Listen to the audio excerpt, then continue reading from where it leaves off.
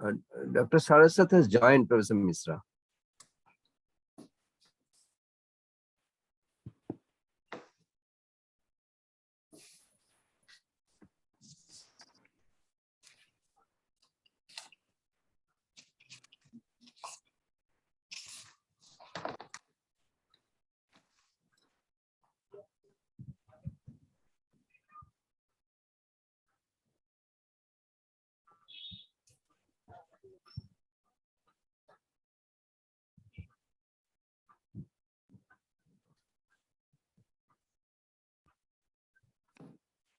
So, Mr. Kamath, should I stop sharing so that the speakers can now share their slides? I think if Suryo says yes, I'll start the process rolling. Okay. And when your introduction is made, then you can use your slides. Sure. No, I have opened the door. Okay. Yeah. So probably we can get started.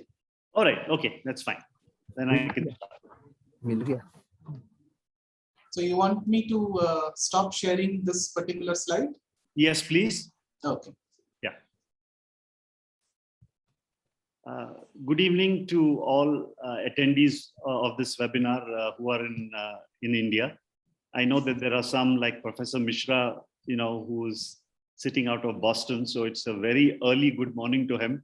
And I'm sure there is a faculty member from UMass also who will be joining early morning. So good morning, grab your first cups of coffee. As the secretary of the IIT Alumni Center, Bengaluru, it's my pleasure to welcome you all, Dr. Saraswat, Professor Mishra, Professor Ghosh, and my friends from industry, to this webinar on industry-academia interactions. At IITACB, this is a favorite topic, getting the IITs and the industry to work together is something that's very dear to our heart. One could almost argue that this is the reason for the existence of the IITACB, because we have the IITs as partners and industry as institutional members of the IITACB, and this is something that's growing. Why is it so important? If those who attended the webinar that was hosted yesterday by ICPE got a glimpse of the kind and the magnitude of the problems that are ahead of us and which only science and technology can help solve. Yesterday, they talked only about managing, recycling plastic waste. And that was a 300 million ton problem in the next 20 years. This cannot be solved by the academia working in isolation in their labs without participation from industry and vice versa. I think industry cannot solve without the technologies that come from academia. This is the reason why I think we need to have more and more interactions, more and more projects, more and more engagements in the real world to solve problems for the benefit of the nation and society. Dr. Saraswat was a plenary speaker at our last Industry IIT Conclave, which we held just before the lockdown in March 2020. It was in February 2020. And he gave us a glimpse of his vision for how, of course, that was in the context of IIT and industry, but here loosely IIT means academia.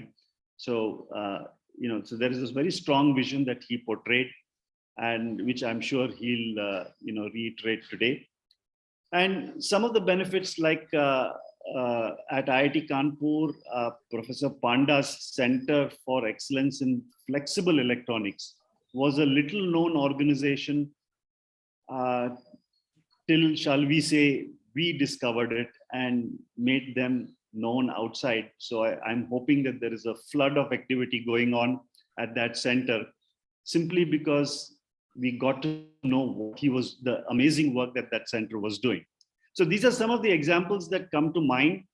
And I'm sure today's deliberations will be exciting and fruitful. And I'm hoping to see some lively 2-3 hours as we go forward. With that, I hand over to, I think it's Professor Mishra for his welcoming remarks.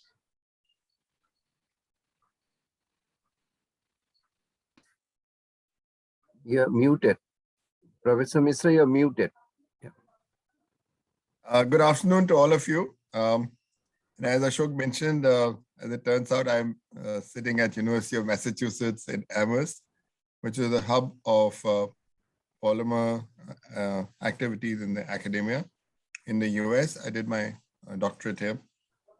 And I'm an adjunct faculty, so that interaction continues. This is a very important webinar on industry-academia interaction, as Ashok Kamath mentioned. It's a very important area for our country, and I personally feel that we are not doing enough interactions to leverage the expertise on both sides. Expertise is available at the educational institutions, but many times it is not easily disseminated to the industry, and they don't know, and many times they look for solving their problems at universities in a foreign country. We need to change that, and we are trying. IIT Alumni Center is trying that. The other thing we try to do is that through the IIT Alumni Center in Bengaluru, we link up projects which can be solved, which may be solved not just by one IIT, but by several IITs. And that is an important input that we are trying to marry the industries with several IITs. Industry, on the other hand, has a lot of practical experience, much more than the academics would have. And they need to talk to each other to see where the synergy lies. And this synergy is going to help India, especially in our logo of Atmanirbhar Bharat. And I'm already seeing some things that are happening. As an example, there was a problem at Delhi airport of flooding, and they didn't know which IIT to go to. We connected them to the correct IIT, and things are on the mend. So together, industry and academia can take things to the really next level in India, and we need to foster that. Polymer Processing Academy, on the other hand, is an academy which is, and we call ourselves academy, not just a society, mainly because we want to have participation from academic scientists, from research scientists, from research labs, as well as the industry. Several of our members, including on our governing board, are from the industry. So we make sure that we keep that interaction going. And that has led to the two webinars that we have today. With these few words, I'm glad that IIT Alumni Center Bengaluru and Polymer Processing Academy have joined hands for this very important webinar. And I have the privilege of being associated with both these organizations. So with these few words, I'm delighted to welcome all of you to this webinar. A very, very special welcome to Dr. Saraswat, who has led several projects for the country when he was, and I'll introduce him later, when he was at DRDO. And through Niti Aayog, he has made a lot of difference in several areas, including the area of polymers, which we'll hear from him today. So welcome to all of you on behalf of both the Polymer Processing Academy and the IIT Alumni Center Bengaluru. I didn't talk much about PPA because there's Professor Anup Ghosh, who is the secretary of PPA, and he will tell you more about what PPA is doing.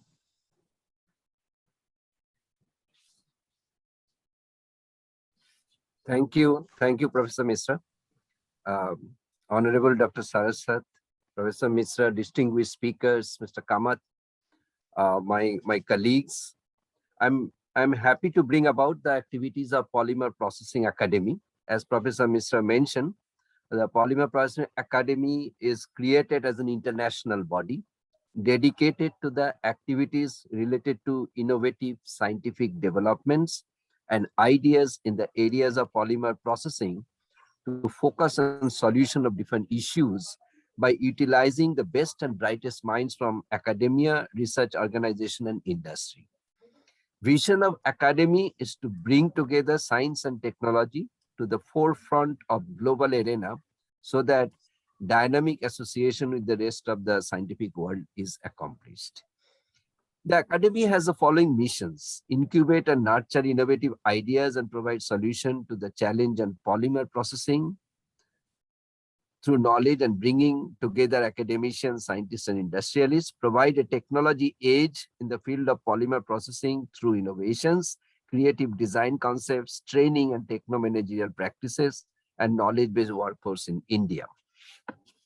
The Polymer Processing Academy has made a difference by organizing a number of exciting events. It has gained international recognition and became an integral part of Asian workshop in polymer processing formed by the Polymer Processing Societies of Asian countries with membership consisting of academician and industrial fraternity. Within India, it has become a vibrant society with a very strong relationship between industry and academia, thus adding a new dimension to the polymer-related activities. The seed of the formation of Polymer Processing Academy was shown during the 25th annual meeting of Polymer Processing Society, which was hosted in India at Goa in March 2009, and that was our beginning, and we started marching on. And then PPA has organized the Asian Workshop on Polymer Processing and Polymer Processing Regional Meeting in 2013, and it emerged as an international body in this particular area. PPA has kept the tradition of organizing foundation lecture every year. The first PPA Foundation Lecture was held along with its 2011 launch in Mumbai. The subsequent lectures were happening almost every year to Pune in 2012, Goa in 2013. In Goa, Dr. Saraswat gave the foundation lecture, delivered the foundation lecture. In New Delhi, it was in 2015, Bangalore 2016, and Mumbai 2017. And finally, we had the 7th Foundation Day lecture in March 8, 2019 in JNCSR in Bangalore. It was an exciting event and a very successful event. Very recently, even during the lockdown period, in this pandemic situation, we did our online program, and our PPA Foundation Day was held on November 4th, 2020, covering 100 years of polymers and beyond. And this was followed by 3-day conference on polymer processing and emerging technologies. And we kept on doing many activities, and today's activities is one of them with the industry academy interactions, which is the key areas of Polymer Processing Academy, which was coupled with yesterday's program from Indian Center for Plastics in the Environment. And we look forward to many more activities, and we encourage a lot of involvements from different participants and attendees to be part of the Polymer Processing Academy to take it many more programs and many more activities forward. Thank you. Thank you very much. I may now request Professor Misra to invite and introduce Dr. V.K. Saraswat for the program, inaugural address. Thank you, Anup.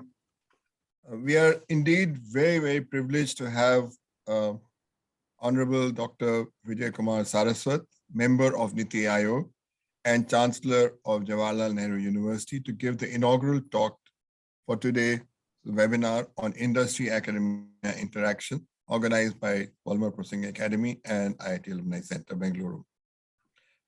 We couldn't have got a better person to address us, because he has had experience, vast experience in research and dealing with the industry alike.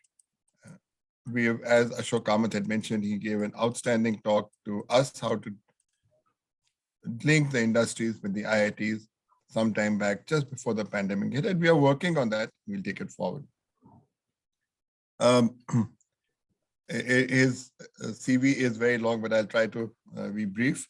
Dr. Mishra, I think my CV is known to the to this Yes, process? I'll Please, only please, go. just make it as brief as you can. So I'm making it. just say that Dr. I'm Saraswat, Saraswat and I'm right now a Yeah. member Niti Aayog. okay, I'll just say 2-3 sentences. That during his illustrious career, he served as a scientific advisor to the Defense Minister, Director DRDO, and Secretary of Department of Defense. And he was credited with development of a number of very prestigious projects, namely the Prithvi, Dhanush, Prahar, which were all done indigenously. So he was basically the starter of the Atmanirbhar Bharat. He is the principal architect for the ballistic missile defense program, which included breakthrough technologies. He is a recipient of many national and international awards, including the prestigious Padma Bhushan and the Padma Shri, Vikram Sarabhai Memorial Award from Indian Science Congress, Lifetime Achievement Award by Ramakrishna Vivekananda International Foundation, Professor Jay Krishna Memorial Award by the Indian National Academy of Engineering, and many, many more. And he has received honorary doctorates from a large number of universities. He's so prolific that, as he said, he really doesn't need any introduction. So over to you, Dr. Saraswat. Thank you, Professor Mishra, and my greetings to all the members of the society and the participants for this webinar. I would like to share my screen, if you would permit me. Yes, sir, you can go ahead. Yeah. Can you see my screen? Am I? Is Yes. it visible? Yes. Yes. Yeah. So let me see if I can make it full screen. I think this is working now. I would like to start with the fact that why are we looking for industry, academia interaction? The main thing is that country today is looking at innovation, and innovation without this interaction is not possible. It's not only India, but countries around the world have realized that innovation is fundamental to the economic well-being and are finding new ways to advance their innovation agenda. Our Honorable Prime Minister Modi ji said during the Indian Science Congress in 2015, I happened to be there, so I have quoted from there, our long-term global competitiveness will depend not only on replicating what others have done, but will emerge through a process of sustained development and innovation. And I have added to this later, based upon my own analysis, it is that what I have coined the sentence is that only when the symphony between the industry and academia is played and synergy is generated among them, then only we can reach higher in the innovation, global innovation ladder. It is good that we have actually progressed from what it was in 2015, about 85. And today, due to the efforts of all of you, today we are reaching 48. But I think we can do much better if we can improve our industry academia interaction. The requirement of interaction is basically visible from the definition of innovation, because innovation extends creativity to implementation and generation of value. And you can see in this ladder that the creativity portion is part of the academia, where you discern, you develop, you clarify, you verify. But when it comes down to taking it to the market, implementing it in terms of economic value, and bring it to the selling part, the value generation has to be an integral part of the industrial activity. And that is where the shake hand between the two is an absolute essential if you really want to make what we call as the symphony, as I was talking to you. Now, strategy for this kind of innovation is create competitive communities by promoting regional innovation clusters.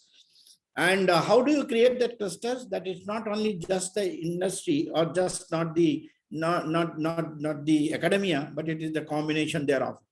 Entrepreneurs should be facilitated to collaborate with local researchers and industry leaders to foster specialized knowledge, technical expertise, and cutting-edge production products to achieve new level of competitiveness. And strong academia, national labs, and industry collaboration during all phases of innovation cycle should be facilitated through policy framework, incentives, public funding, and outcome-based performance monitoring. This is what actually is the strategy for that. Now, there are certain basic elements of industry, academia, and collaboration, and I would like to share some of them with you. The fundamental driver of academia and industry are different. Many of you are from industry and many of you are very active academicians. For industry, the focus is on realizing commercial return and creating value for the stakeholders.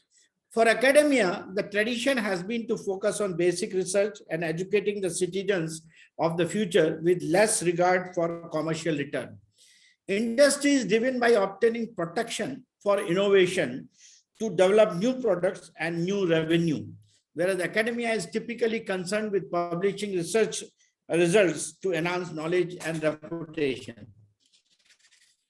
Successful industry-university collaboration is built on mutual benefit. For universities, typical incentives for collaboration with industry include improved access to funding, business insights and practices, and enhancement of reputation. For industry, incentives for collaboration in academia include access to academic expertise, publicly funded resources, the latest research insights, and innovative new methodologies, and opportunities to provide training to the potential future employees. The companies may also benefit by sharing the cost of R&D and potentially influencing the academic and the research program of the universities. This is the kind of best practice for promotion of collaboration. What are the primary considerations for government, university, and industry collaboration? That is what we should look at. For example, the government looks at increased investment in directed basic research through various departments like defense, atomic energy, agriculture, energy, health, railways, and so on. They should look at increased investment in translational research. Government must work with industry, national labs, and universities to find next generation solutions for essential needs. Innovation comes from people and student component of university research programs to be harnessed. Innovation by setting up research parks, incubation, innovation centers. This is part of the government initiative. Invest in commercialization. Promote early stage investment till the valley of death stage of innovation cycle is cleared.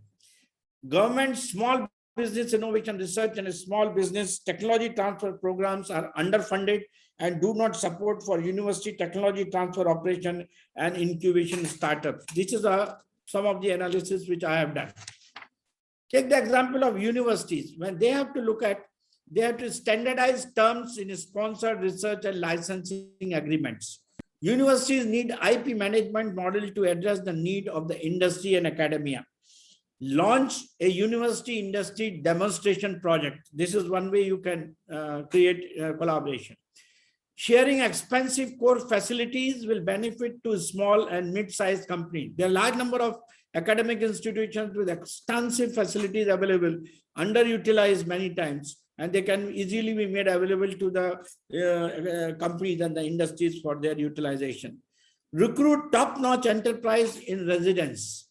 That is most important. We call it EIR, to identify opportunities and introduce valuable application targets. If you have an industry person sitting in your academia, you will be able to get much more benefit. Each EIR should be committed to spinning out at least one company based upon university research.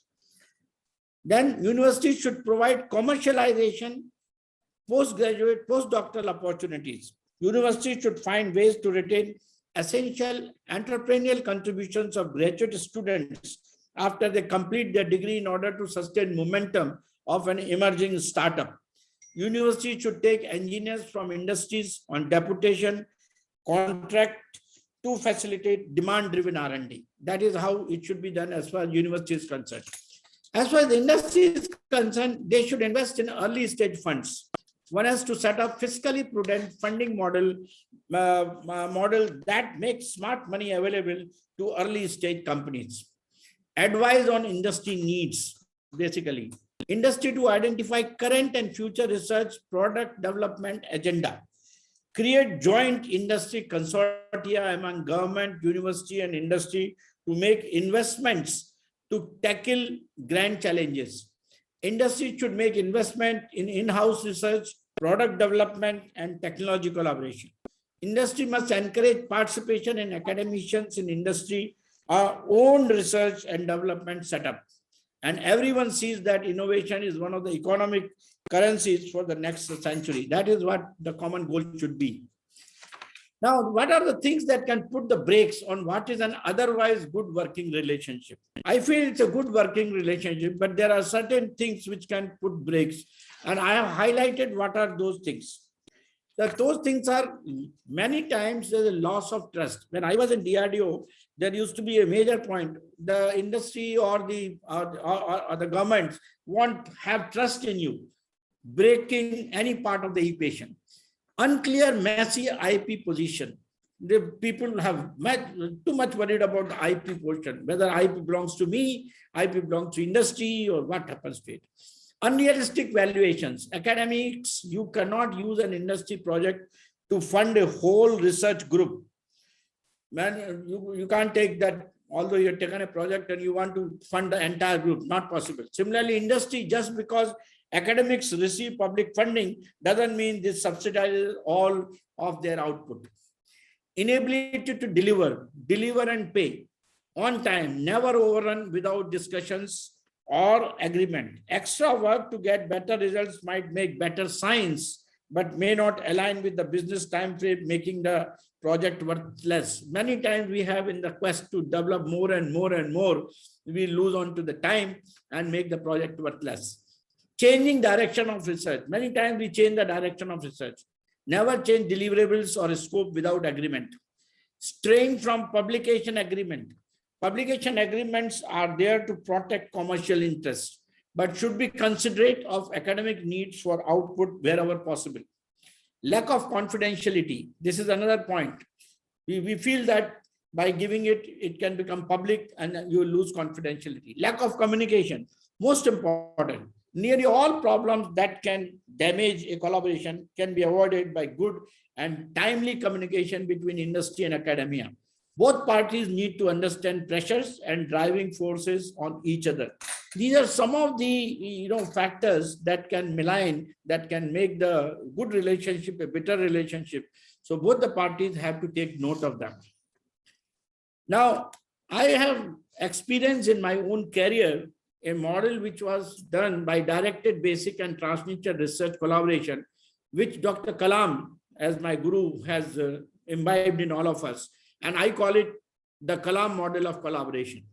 According to him, identify technical problems in major mission mode programs, search for institutions and academicians having interest, experience of working in the concerned technological disciplines, hold discussions in formulating problems and research strategy, and identify the requirement of funds, human resource, and time schedule. Form joint teams of scientists, engineers, academicians, and industry partners with a leader and co-leader from both organizations, and they are full-time task holders. Create an inter-institutional management platform to monitor, accord financial sanctions, and suggest mid-course changes. For example, a joint advanced technology program cell, which was set up by him in the Indian Institute of Science under the Integrated Guided Missile Development Program. And by the way, I want to tell you, it resulted into tremendous collaboration between the two institutions. Almost about 35 projects were given to the various faculties as well as students working there, and majority of them could find place in the output could find place in the kind of problems which we are facing in the missile program. Share experimental and simulation platform across organization without any hurdles, as if one is on a freeway. You can't say that, no, you have to pay me this, that, or not. Just a freeway.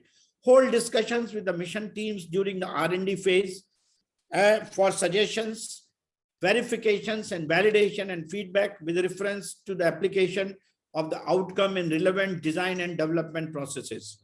Integrate the results of the R&D in subsystem, system design and development process. Be part of the mission team for swift integration and carrying out mid-course correction and resultant iterations if required. And this strategy helps develop long-term collegiate relationship among experts and organizations for collaboration. Mind it, I want to mention this, that this kind of a collaboration resulted in very long-term collaboration between the scientists and engineers of national laboratories, industries, as well as the academic institutions to solve problems not only of IGMD, but later on from many other programs which the DRDO followed. I'll give you just one example of how this kind of a collaboration was useful. When the program was carried out with the industry as a partner, right from the beginning of the program in various aspects, it led to increased savings of almost 5 years due to concurrent engineering, and also switch over from development to production in less than 2 years' time, and giving the technology transfer to the production agencies without any hurdles. Thereby, because they participated in the development, they were part of the development exercise. They were also exposed to the requirement of the users right from the beginning, so they could handhold the user when the equipment was transferred to them. So this kind of an exercise where three collaborated right from the beginning in each and every aspect of development, production, and ultimately induction of the weapon system in the armed forces is a typical example of an excellent collaboration which has resulted in a greater output. And not only that, this has actually helped as far as the growth of the industry is concerned. Once upon a time in 1950s, we used to be purely on the technology transfer. If you have made a technology transfer, you just give them some technology in some form. It used to be process of fabrication, equipment, you had to train them and things like that, which was not there. But when we started this in 90s, where this kind of a technology transfer or the collaboration, it was DRDO initiated programs when we did. Design with DRDO, built to design kind of a program, and many companies like L&T, Tata, BML, they became partner. And over a period of time working with us, they started building to specifications. We used to give them specifications, and the industry started designing and building the system. And that has resulted into a major breakthrough, because today, if you see the industries which have really benefited because of such a collaboration, right from 1970, they were fabricators, 1990, they were fabrication and testing, 1990s, they became subsystem design, fabrication and testing, and in 2010, they are system design and specification, and these are the names of the companies. And by the way, today, when I'm in 2020, there's a LRSM, BrahMos, MRSM, many of these systems are being today done exclusively by the industry with whatever inputs they're getting from the, so there is a tremendous advantage of this kind of a collaboration in upgrading the status of the industry and also making them work through the R&D programs of the national laboratories and academia. Now, what are the methods by which you can actually do this kind of a collaboration? We have done many methods have been followed now, like the research parks. We have been able to set up a combustion research park at IIT Madras and Institute of Science. We are doing industries and IITs and some of the national laboratories like DRDO, ISRO are working together to solve the problems of coal gasifications, combustion instabilities in aircraft engines, and variety of IC engine conversion, working on methanol and so many problems. Similarly, there's a research park at IIT Madras where DRDO laboratories and the IIT Madras faculties and students are working together to solve the problems. There's an aerospace research park at IIT Bombay and IIT Madras together, where they are specifically working on problems of gas turbine engine designs and things like that. Now, a similar experiment has been initiated at IIT Kharagpur, Jadavpur University, Calcutta University, and Samir, one of the institutions in the eastern region. And we have also got Center of Excellences, which after coming to Niti Aayog, we started Railway Research Center of Excellence at IIT Kharagpur, IIT Kanpur, and IIT Delhi, and so on. So these are the platforms which are actually enabling the kind of collaboration what we are talking about. Other methods of collaboration are through the extramural research programs, where industry research labs identify areas of R&D for a specific application. Government intensifies areas of basic research like nano, artificial intelligence, lasers, and so on. Academic institutions are funded by sponsored agencies. So you have sponsored contracted research, industry consultancy, development contracts, And in the development contracts, it could be built to print, built to specifications, built to requirements. And there is a proper method of IP management, cost sharing, performance identification, level playing field. And these are all critical parameters for the collaboration. These are sorted out, then you are able to get a very healthy academia, industry collaboration and things like that. Now comes the issue of payment. How do we do actually, who pays for what? The suggested funding model can help match objectives of the fund sources in such organization. For example, it is always preferred that the basic research is funded by grants and endowments by the government. Applied research through the industry associations, applied research again to the individual firms and so on, where we go to the market phase and succeeds in the applied research program phase.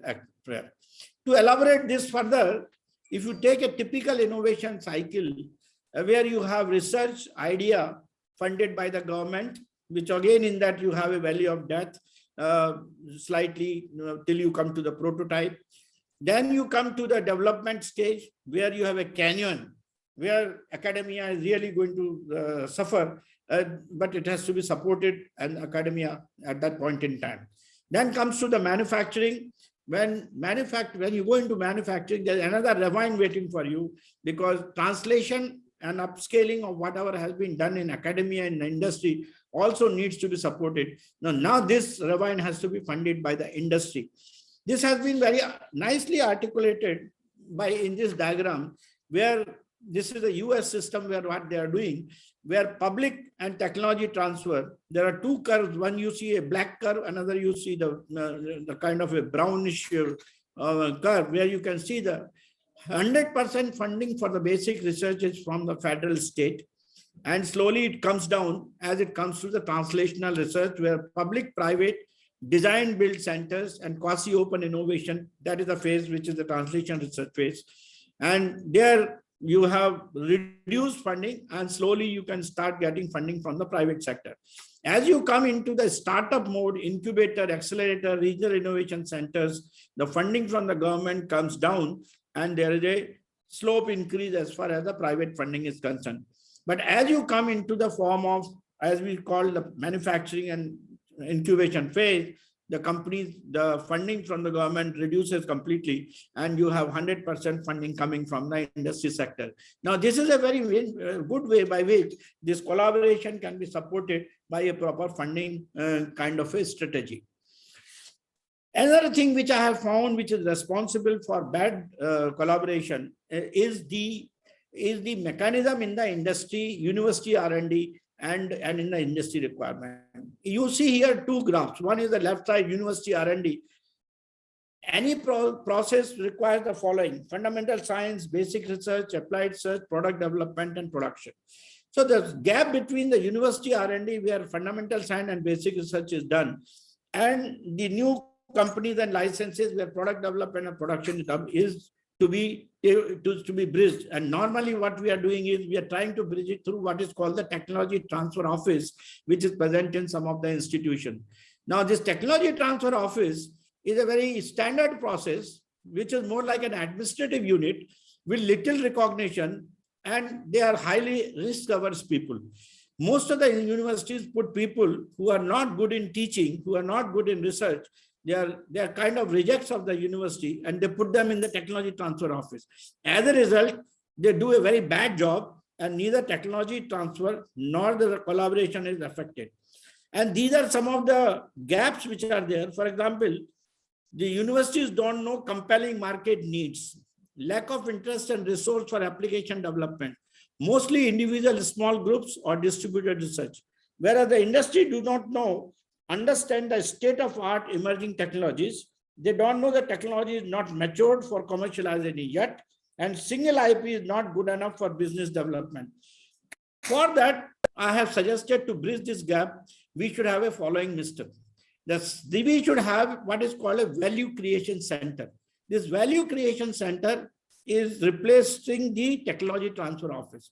Its purpose is to do upscaling. Its purpose is to take the TRL 3, TRL 4 kind of research into TRL 5, 6, 7 kind of a research, so that you cross the valley of death and you are able to actually attract the industry to work with you.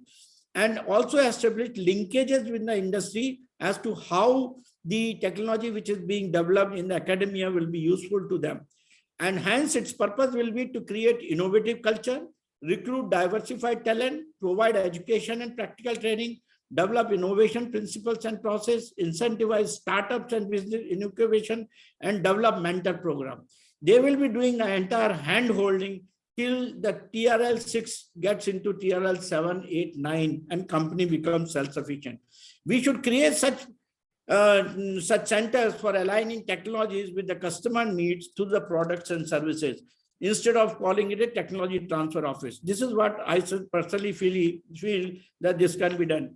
I had thought of talking about bioplastics, but I'll skip all that because that's going to take, but only one point I want to bring here, that the bioplastic, because you are a group which is all working on plastics. Bioplastics was actually going from industry and academia in US when 1910 Henry Ford conducted first experiments with the bioplastics agriculture materials. 1915, along with the Ford Model T had coil cases made from gluten, wheat gluten, asbestos fibers and things like that. So this is the kind of work which the collaboration has done in those days. But as far as our country is concerned, we still need to do a lot more work in the bioplastics area, because it is only through the industry academia collaboration that one could be able to do that. For example, today IIT Guwahati Center of Excellence in Sustainable Polymers is the only center in India which is carrying out research in the biodegradable plastics. Till now, the IIT Guwahati Center has been producing 7 to 8 kg of biodegradable plastics at one go. The center is working on a pilot project with about 100 tons per year capacity design. In fact, I am looking now whether this can go into the industry in a big way. One day we had a workshop with them, and we were trying to see how best we can take it to the industry sector at the earliest. But IIT has not been able to attract a good industry to participate in the development program. Similarly, Indian Institute of Science, Bombay, has developed plastic-like films for packaging industry that can degrade into harmless components. So scaling up of the manufacture of the biodegradable films with the chemical-based packaging company is underway now. So this is a collaboration which is likely to happen. Similarly, in India, the National Institute of Ocean Technology has converted seaweed into biodegradable plastic film using red algae cultivated from Gulf of Mannar and polyethylene glycol. The team was able to create films with high tensile strength. Brunel University and University of Greenwich developed food-grade plastic film from tapioca starch. So 40% of the fresh produce in India goes to waste because it cannot be packaged and delivered quick enough to get it into the shops. So these teams will be transferring the technology to Indian partners for commercial production. That is how this domestic R&D and collaboration will take place. To conclude, I would say that this is the model which I think we should follow. The national laboratories, which are the major hub, whether they are in sector of agriculture or defense or CSIR, they should handle the large programs, concept and specification, technology development and manufacturing, system integration, HR development, international collaboration. This is what is shown in the bigger circle in the center. On the left side, you have universities with Center of Excellences, research, technology, innovation as part, and universities are also being supported by research parks, industry, R&D participation, and then R&D of Center of Excellences. On the right-hand side is the industry, with the main focus on development, product and process innovation. They have the national laboratories will have R&D incubators also. So they in turn will be working together with the R&D labs and the national laboratories for production, product upgrade and lifetime support. And there is a need for international collaboration. So all of them, not only the R&D labs, but universities as well as industries will have that. Those lines are not shown here, but they will also be working on that. What is important is very strong bond. And for doing this, adequate financing, facilitating easy migration of people between industry and academia and industry. In fact, I have a mantra that in the career of every professor, he should spend 5 years in industry and national laboratory as a part of his career progression program. Similarly, the scientists from national laboratories should go to academia and industry. Similarly, industry people should go to academia and serve there for 4 or 5 years as part of their mandate for getting promotion into their organization. This is the practice which is being followed by Indian Armed Forces, that when they promote a guy from major to a colonel, he has to complete a course. Then only he gets into the colonel's. I would say, if you want to go from assistant professor to associate professor, at least 1 year of time you should have spent in an industry. Similarly, if you want to go from deputy manager to manager in a company, 1 year time you should have spent in an academic institution. This kind of a program, if we make, I think we will have a much better understanding of what industry academia needs. And of course, the bond will also get created. Financing is a major portion, so that can be also taken care of. And we can have think tanks and domain knowledge generated because of this collaboration. And we can have common facilities which can be made use of. So these are some of the things which are very important for industry, R&D, academia collaboration. And I personally believe that we have made some headway now in the last 5-6 years, but much more is required to be done for us to jump the innovation ladder from 48 to less than 10. Thank you very much, friends. Thank you, Dr. Saraswat, for an absolutely excellent and very lucid lecture. Your messages were definitely very, very powerful. And in my modest way, if I say that if we can implement even 50 to 60% of that, India would be on a roll with industry academic interaction. This is a must for the country and we have to take it forward. All I'll say is whatever we can do from the IIT Alumni Center, Bengaluru, we'll be delighted to do that. And we are trying to do that already. And then for the polymer industry, we're doing some of it. We need to do a lot more, as you said. So thank you so much for being with us and giving us this very powerful and very clear message. We'll try to see what we can do. Thank you so much. Thank you, sir. Thank you. Thanks. So we are going into the next session. And of course, Dr. Saraswat, if you, we'd be delighted if you could stay and see what people are saying. But of course, your time is valuable. So whatever you decide. So now we go into the session. So, Professor Mishra, may I take leave? I have another assignment waiting for me, if you don't mind. Yes, of course, of course, Yeah. of course. I said that if you have the time, you'd be very Thank happy you very if you much. could Thank you. stay. But thank you so much, sir. Thank you so much. Excellent. Thank you for your time. So now we go into the next session, which is basically 4 speakers we have, 2 from industry, 2 from academia. And very consciously, we picked 1 speaker from a non-polymer industry to see what's going on in some other areas. He's from the energy industry. And it's my now pleasure to introduce Datta Kovalekar, whom I have known for quite some time. He's an alumnus of IIT Bombay. Datta is the director on the board of Forbes Marshall Private Limited in Pune and has 28 years of experience in R&D, design and innovation. He's currently handling operations for Forbes Marshall, a leading global process energy and automation solutions firm, as well as heading its engineering functions. Forbes Marshall is an 87-year-old company specialized in thermal engineering and control instrumentation. So we'll hear a little bit, which is non-polymer from him. The company has had a long and brilliant track record of innovations that happens in its research labs, and several of its products have won design awards and patents. The firm also recently secured being among the top 5 best places to work in India, a survey conducted by ET Great Places USA. He has spearheaded the proprietary technology impetus for Forbes Marshall and has been an active champion of industry academia interaction and has been instrumental in delivering measurable results on this front for his organization. I've known of the work of Datta and his team and therefore we requested him to give this talk. His technical expertise includes steam engineering, two-phase flow, thermal and fluid dynamics aspects of plant design, including automation and instrumentation. And as a manager, his specialization is R&D, engineering and innovation. And we heard about innovation is the key to success in industry academic interactions. With this, I hand over the floor to Datta, and he will talk on innovation at Forbes Marshall, leveraging industry academia connect. Over to you, Datta. Yeah, thank you, Ashok, for that very kind introduction.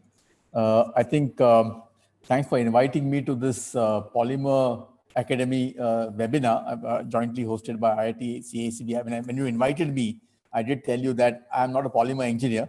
I'm a mechanical engineer, but of course, most happy to share our experiences, what we've done at Forbes Marshall for so many years in the field of industry academia interaction. In fact, I remember many years back, we used to attend several industry academia interactions. And one of the things we said that we would probably not attend more seminars unless we see some ground action. And we had actually promised ourselves that, in anything that we do, we should see ground action. And I think we are happy to associate ourselves with IITACB because, Ashok, you're a good friend of ours, and we know that whatever you do take up results in concrete action. So I think we are very happy to associate ourselves with this. And I thought today I'll spend some time sharing with the members here of what Forbes Marshall has been doing in the area of innovation, what's the model of innovation, and how does industry academia really figure in our model of innovation. So I thought we should share a few of those insights. I have a few slides and I'll probably try to share the screen. Let me know if you can see that. Yeah, so if I can share my screen.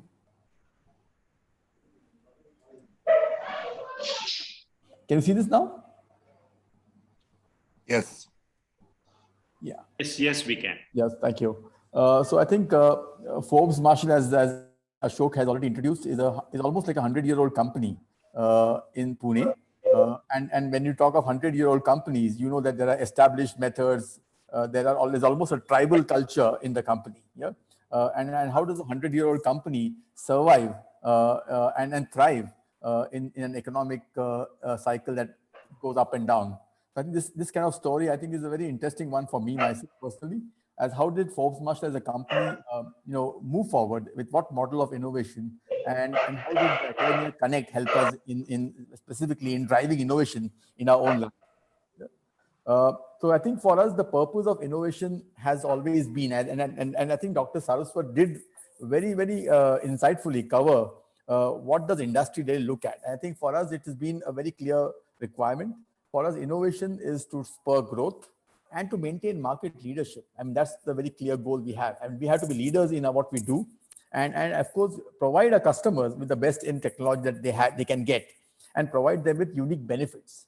So really speaking, for Forbes Marshall, it's a very selfish reason that why we connect with academia is to really help us with technology that can help us maintain market leadership. And also Dr. Saraswat did mention about the value add part. We do definitely want to generate a high value add and develop a very high quality business. And when we mean by a high quality business, it means that premium products sold at premium prices to premium customers. And that's really what really came to our mind, that this is something that we would really like to deliver through our innovation model. And of course, I would like to first dwell upon a little bit on our purpose and aspirations, because unless we do that, the ethos of Forbes Marshall and why we are doing what we are doing with industry academia is something that probably will get missed out. So I thought I should just dwell a little bit on the industry academia purpose. So what are our aspirations really? So our aspirations really are to energize the business and communities worldwide through being leaders in the energy and process automation solutions worldwide through innovative and differentiated offering. Now, the key word here is being innovative and differentiated. And to us, this is where our R&D center and our R&D teams really work for. That means whatever we do and try to be market leaders in, we have to provide differentiated products or technologies. We can't be B2. And if we have to be differentiated and innovative, we have to definitely work at the edge of technology. And therefore, this is where the Academia Connect comes in for us. And we like to build that connect as an integrated part of our innovation effort. Of course, there are other aspirations that we have, a distinctive sales approach that delivers customer benefits. So I think the second key word here is that whatever we do with academia eventually has to deliver a customer benefit, because that's where the growth will come from. And of course, we exceed customer expectations on quality and delivery. And we also have a great place to work, as you all mentioned, that we do believe that we provide a great working environment to all our members, whether they're manufacturing or they're in R&D or whether they're in sales. So all these form an integrated part of our aspirations. And really speaking, what we do in our R&D and innovation labs is to align ourselves with these aspirations, which means innovative, differentiated, and providing customer benefits. I thought that's important to understand this ethos, because going forward, one of the values that we really want to preserve in our company, and being a very old company, is of course excellence. I mean, being excellent at what we do. And excellence means adding value, being of very high quality, and also being innovative. And that to me is really the key element of trying to do something new. So when we say that innovation is something that we would like to pursue as one of our key core values, it means that every member in the company has something new for the customer's benefit. And to me, this is what drives our innovation ecosystem within Forbes Marshall. And that's really what we think is what we try to spur every year, and every year in every department of our company. So in terms of what we would like to do as consider is, when you look at how we do things and what is the philosophy of what we do, we would definitely focus on understanding customer needs. I mean, there is always a temptation to work on high technology problems and ignore customer needs. Sometimes many of these are imposed on customers. So what we have, in a sense, mastered, I would say, is understanding insightfully what customers need going forward in their process plants. What are their preferences? And once we do that, then we have to, of course, adopt to what technologies has to offer. And then we focus on doing without the fear of failure. So all our teams that we work with, I mean, the fear of failure should not be there. Of course, we do not want failures to be repeated, but we do encourage members to dare to try new things and to do things without the fear of failing in what other innovation will just stop. We also want them to explore and develop new ideas and try new things, because that's the essence of innovation, really. So we do encourage our members across various teams, whether it's in R&D or whether it's in manufacturing or whether in sales, trying new ideas and the freedom to try new things. So that's the essence of an innovative culture. And as I mentioned earlier, we are also looking at providing differentiation and customer benefits to our various, customers across the globe, actually.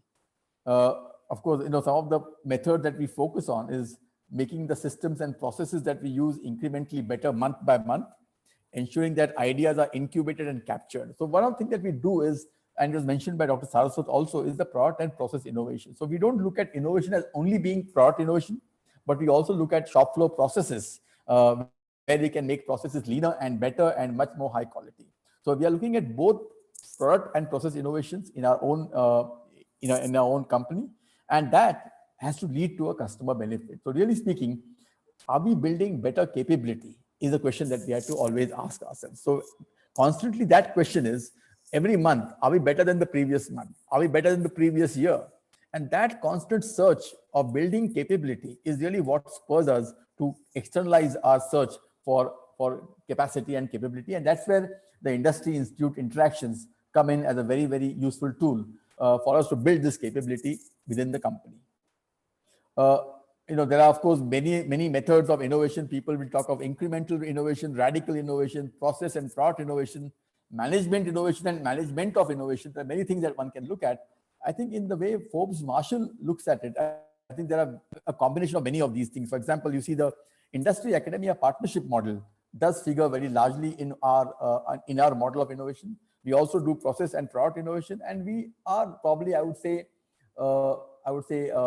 incremental, and we also try to do radical. I mean, one of the things that we have pursued very, very judiciously is, while we should pursue radical innovation, we also are clear that radical innovations are far and few, but incremental innovations provide us the very essence of incremental growth year on year, and therefore we do a balance between incremental and radical while we figure out how do we interact with our academia on both radical as well as incremental innovative projects that we work on. So how does Forbes Marshall see innovation? It's a question that we always ask ourselves. So for us, innovation is something new for commercial gain. And that's a very clear thing that we try to imbibe in our members. I know that innovation is not just for innovation's sake, but it is for the company to grow, to add value, and give our customers a benefit, as I mentioned earlier too. So I think the whole idea is imitation is not bad as long as it is differentiated, and proprietary technology is also an essence of what we try to do in Forbes Marshall and provide our customers that no other person or no other competitor can offer to them in their own plants. And we also see JVs, our joint ventures, as one source of technology development. So we are not really biased that everything has to come only from us, but if we can take technology from the outside and make it better, that's also a part of the innovation ecosystem. And innovation to us happens everywhere in the organization. It's not just the owners of R&D labs. It's also a part of the sales teams. It's also a part of the service teams. It's also a part of the manufacturing teams. So it's not a rocket science that we are pursuing really. It is a culture that has to pervade the organization. So I thought this is something which I thought I should share as a prelude to telling you how we and why we do Industry Institute interaction. As I mentioned earlier, it's a team thing. It's not really an individual thing.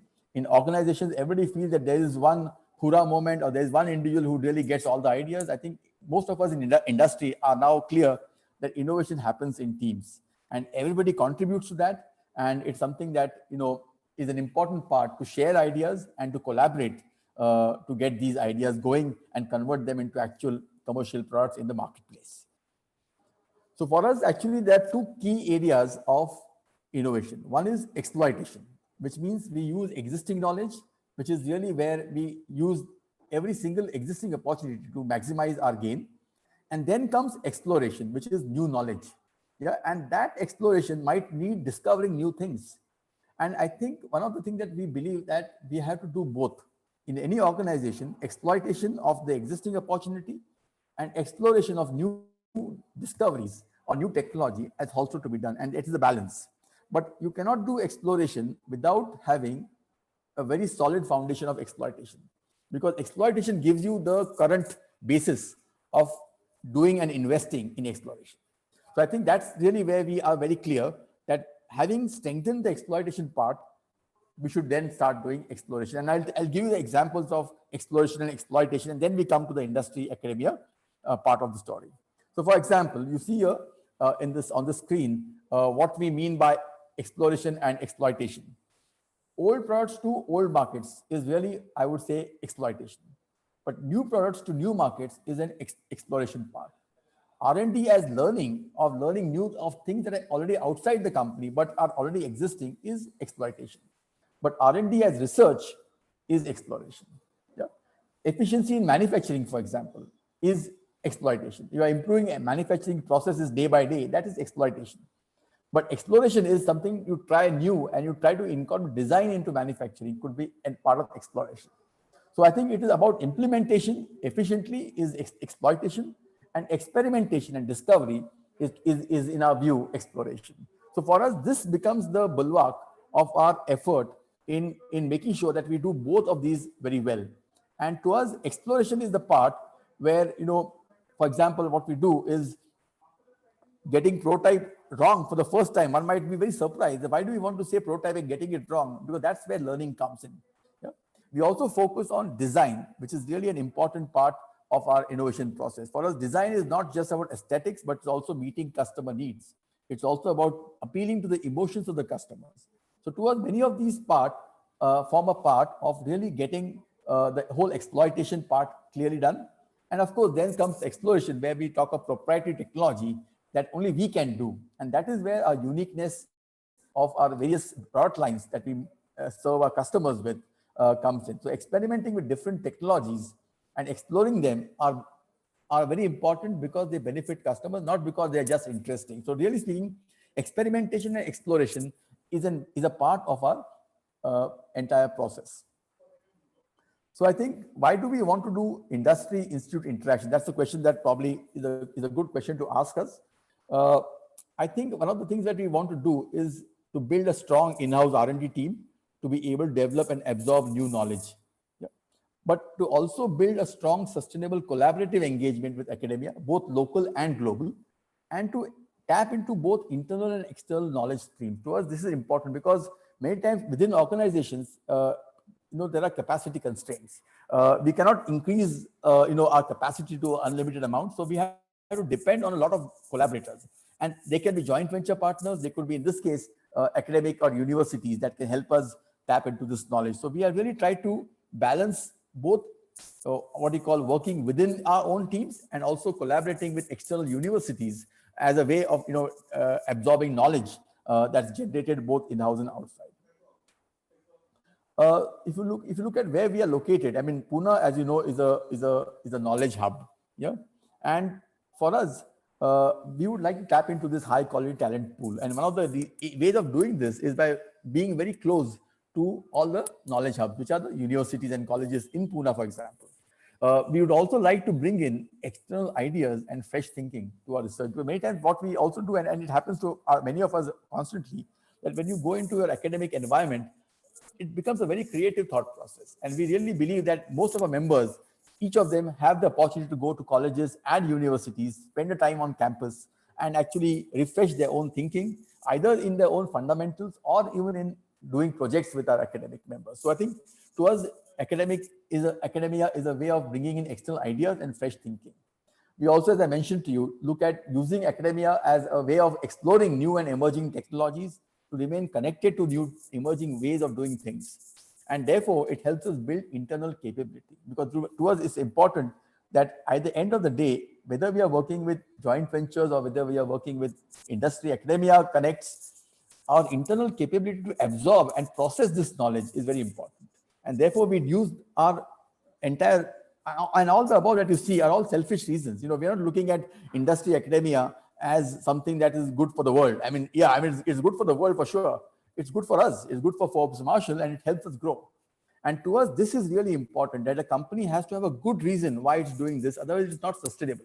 You can do it for a couple of years or a couple of decades, but sustaining it for 100 years is a matter of, remaining sustainable from your own local perspective. And therefore, I think there is other holistic reasons that you might mention, that making whole education relevant to society and industry and being a good citizen, those are all important things. But at the end of the day, for us, it is important that we tap into this knowledge source and use it to develop products that will help us build our growth and our base, really.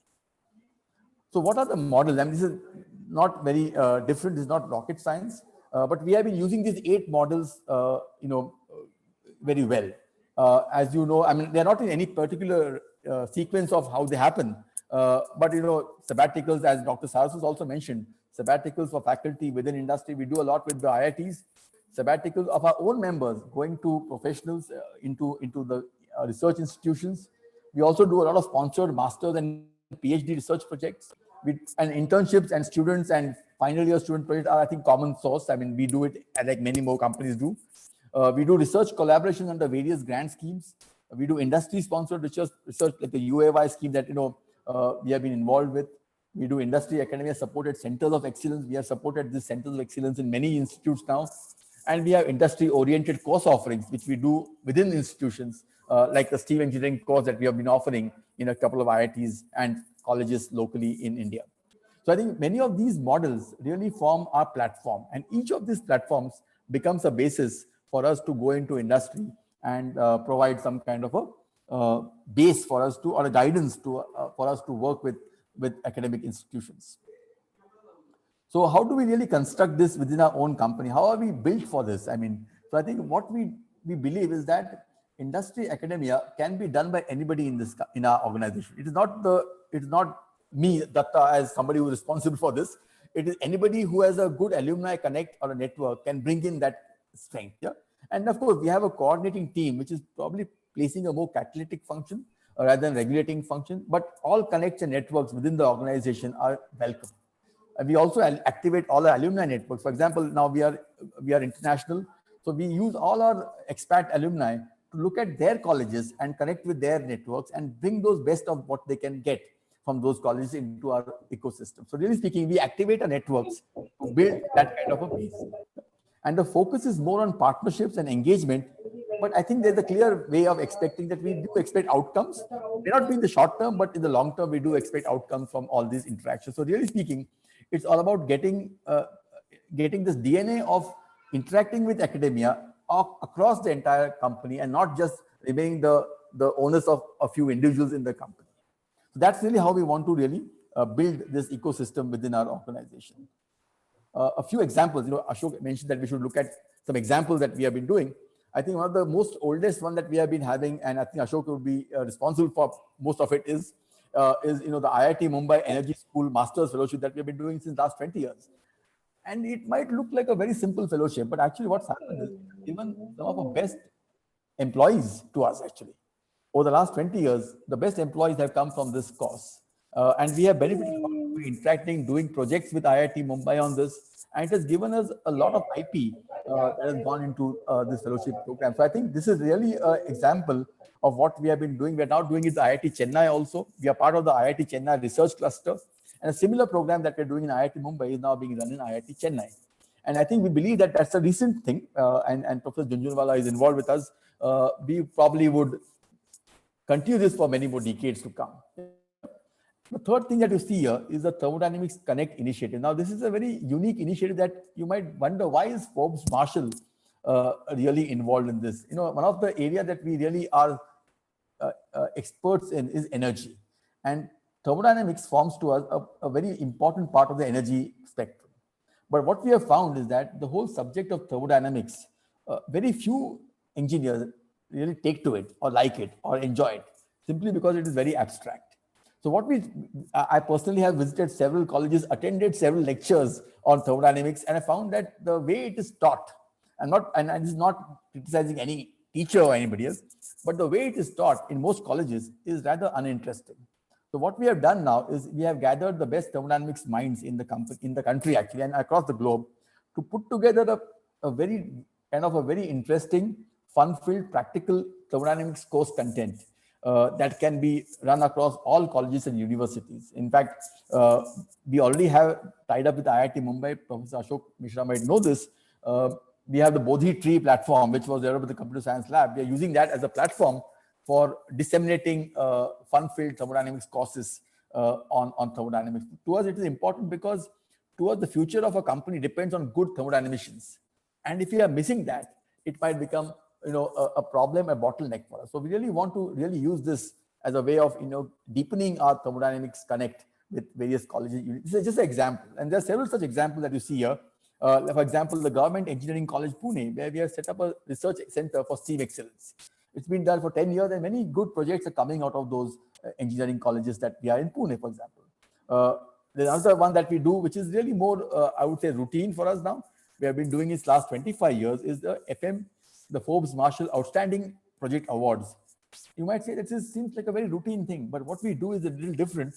We actually get involved in each of the projects. It's a mammoth effort, but we get involved in those projects and we actually understand what is happening with the guides, with the faculties, and with the various teachers there. Yeah, and we really learn a lot, and they learn a lot in the same process. For example, we do an Stanford Engineering School. We have an optics-based program with them. We're trying to develop very innovative sensors that can help us in our own business. So I think many of these are there, and we think that these are just examples that we do, but we have been doing them with various universities across the globe. And the base of it is, how do we get better at what we are doing today? That's really the base of where we are. So I think I'll just show you a few pictures of what we do. We did with Stanford, for example, a lead finding process that really was more, I would say, how do you manage innovation and how do you really look at an innovation framework is what we developed jointly with a private company in US and the Stanford University. And it has become the basis of how we really look at innovation, need finding when you go to customers, as an example that we have got here. This is another product that actually came out of the IIT Bombay program that we did, and it has become an innovative, revolutionary product for the industry. It's called the FEMAX, the efficiency system for a boiler management system that we have got. And I think this is a patented product now, and I think it's been doing very well in the market for many years now. Similarly, a product that came out of the IIT Bombay Energy Program is a multi-effect evaporator simulation program, which optimizes energy consumption of multiple effect evaporators. And this is something which has also done very well in the market. It also won the Most Innovative Product Award in 2007. And there are many examples of this. I won't go into all the detail, I mean, this is like a 100-year-old product that we actually worked with IIT Bombay about a couple of years back now. And it's a 100-year-old product whose demise was being written has been rejuvenated and become one of the best sellers in the company today. And that's because we innovated on this product, and it has become an integrated product that helps us reduce wastage of energy in a plant typically. So it does mean that, you know, one can't write off anything. I mean, there are many opportunities that exist, and it requires good networking. It requires good ability to understand what faculties have expertise with. And once we identify that, then we can work on the best projects. So there are many examples. The Combustion Project, for example, is something which came from IIT Bombay together with Professor, I think at that time it was Rangan Banerjee who helped us with this. And it was a very good way of, you know, developing combustion expertise in our own company. So we stationed a person at IIT Bombay, and they learned a lot during the process. And we came up with one of the most, which again won the most innovative product award from CII. So just as a matter of metrics, how do we do on many of this? For example, percentage of annual sales of new products. So today we can say with pride that we are one of the few Indian companies whose new products form at least 25% of their sales every year. Yeah, it's a good metric to look at because it tells us how are we doing on innovation. Value add per person per year is another metric. Number of patents we file is also a metric that we use. Of course, number of new prototypes that we made or number of innovations that we come out every year is also something that we measure year on year. So I think there is a good metric system for us to measure how efficacy is being measured in the way we interact with academia. And so we have a kind of a performance metric, you might say. One might say that, okay, is it required? But I think we really want to make sure that every rupee we spend is well spent and that it is giving us returns long term. We don't look at it short term or myopic, but we look at it long term too. That's at the end of the day, I think we are very clear that people make innovation happen, whether it's people in universities or people in industry, both of them have to work together. And to me, that really makes for sustainable innovation. A company like ours cannot do it on its own. We are very clear about that. We have to work with academia, we have to engage with them and make the most of it. To us, this is really important that it's a collaborative effort. It's not the effort of only one company. So to me, this is really an important part that going forward, we really want to use industry academia as the basis of our innovation model and make it happen and make it come alive for Forbes Marshall. Yeah, thank you very much. Thank you, Datta, for an excellent presentation. And I personally felt so satisfied with all the interactions we started when I was at IIT Bombay. Yeah, that it has led to so many new products, and you mentioned IIT Bombay several times. I'm very, very proud of that. Thank you. Thank you. I now hand it over to Virendra Gupta, who's chairing the session along with me. So Virendra, over to you. Yeah, good evening to all. Let me welcome Sri B.K. Sethuram for the next talk on engineering plastic in emerging markets.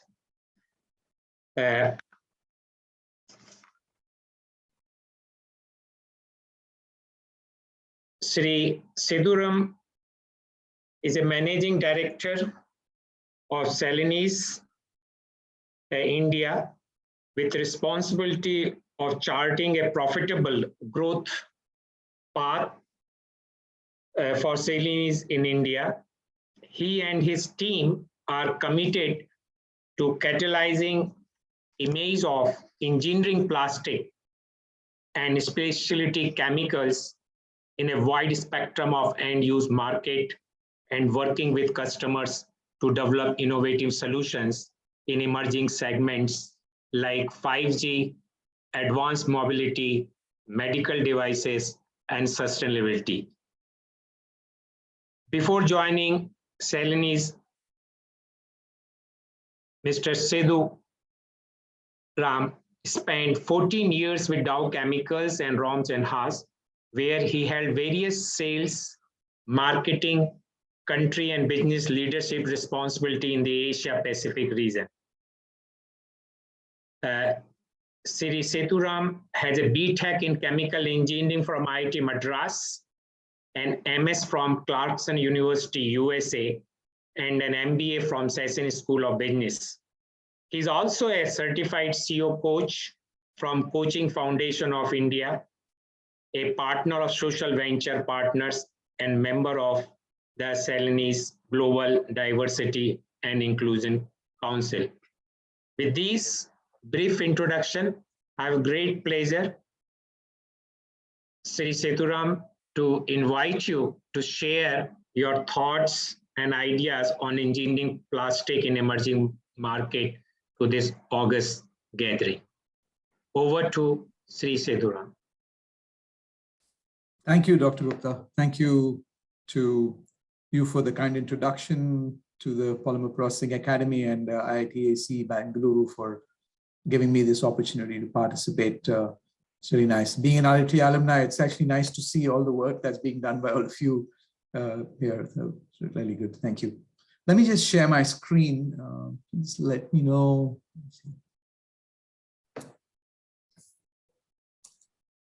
Just let me know when you can see it, just to make sure. Yeah, we can see it. Okay. Yes, it has come. Yeah. Okay. So firstly, Dr.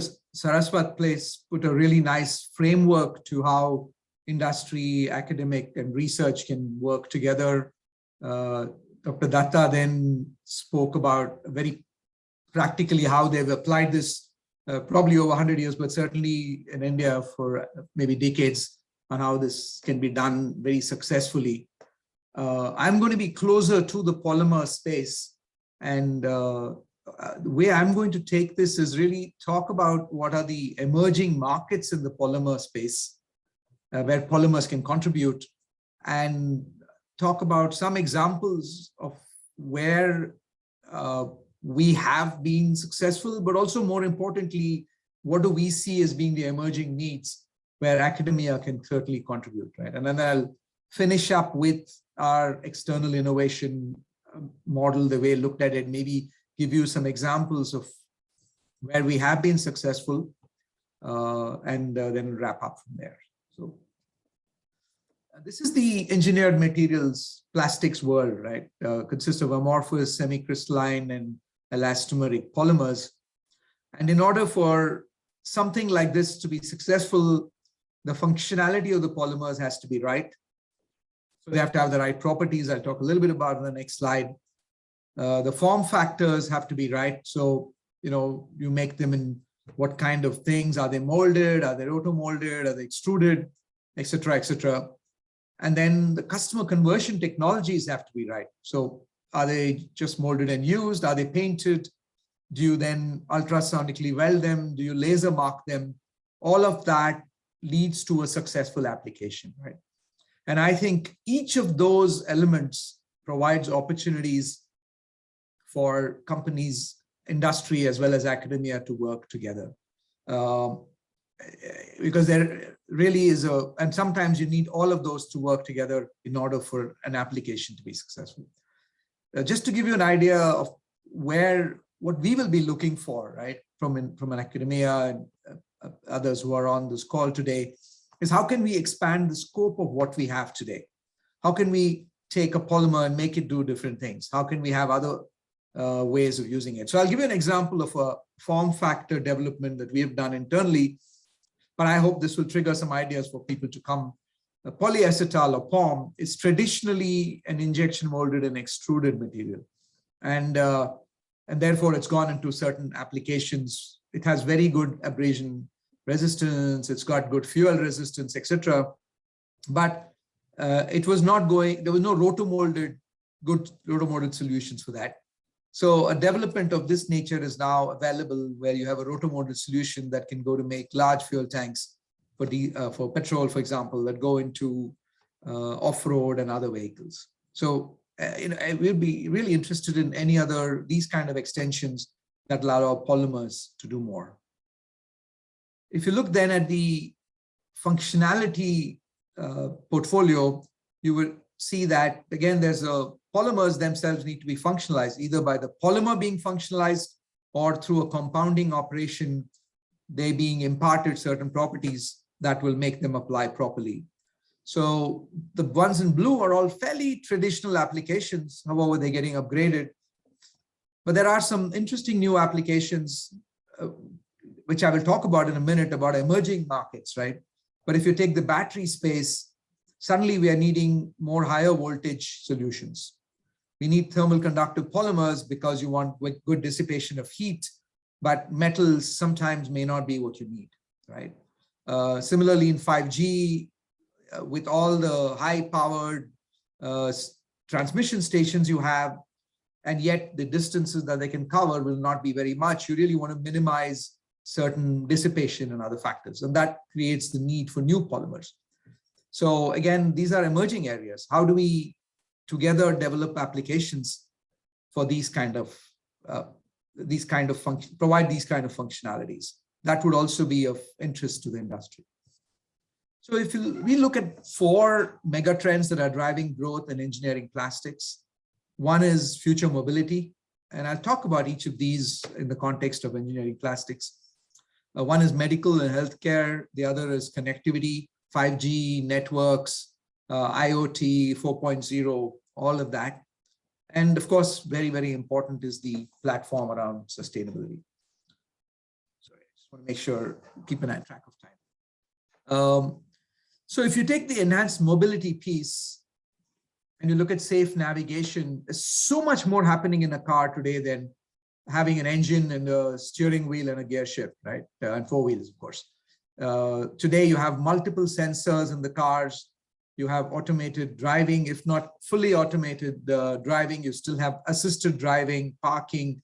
All of those are creating need for multiple sensors, sensors that need to withstand different types of temperatures, electronic that connect the sensors and come up with things, ECUs, etc.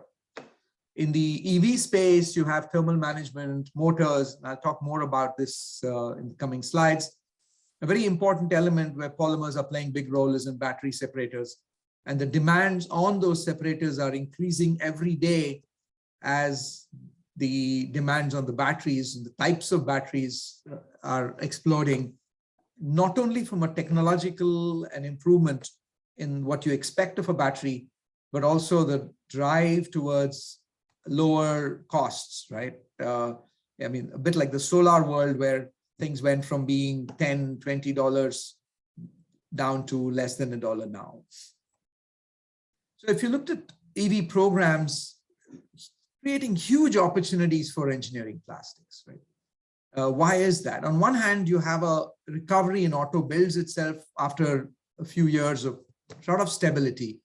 But interestingly, as you will see on the graph on the left, all of that growth is going to come from electric vehicles, which in itself is interesting, but what does that mean for engineering plastics, and especially the kind of plastics we are addressing here? The addressable polymer content in a vehicle is going to dramatically explode, right? To go to more than double what we call KPV, kilos per vehicle. And all the metal parts of an ICE, etc., are going to be replaced, at least in many contents, with engineering plastics that can do the job. Temperature requirements are more modest, but then you have other requirements that come into these kind of applications. I'm going to take a few examples. These are busy slides, so please don't pay too much attention to the slides itself. If anybody is interested, I can provide them later. But the point we're making here is if you take the batteries itself, battery systems, you have the battery, you have the relays and the modules, and they need materials like polyamides. They need thermoplastic elastomers, copolyesters.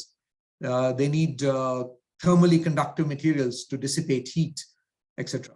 So there's a whole bunch of things you need.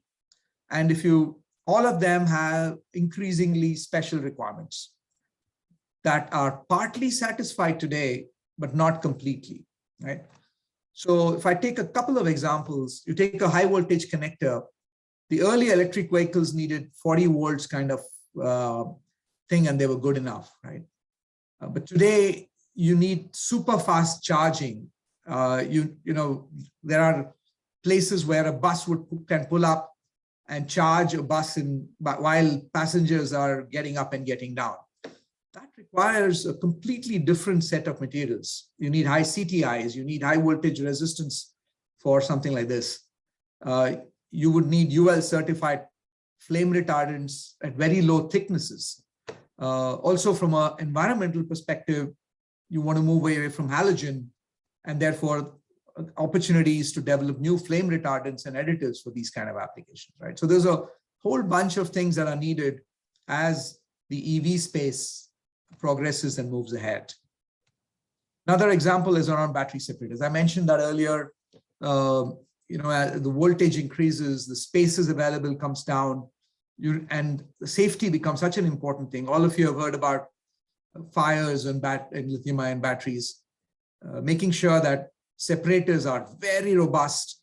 The microporous structure is there, but there isn't shorting and other things happening, means a lot of work needs to go into these kind of separators. A lot of the solutions are polymer based today, though there are alternate materials as well.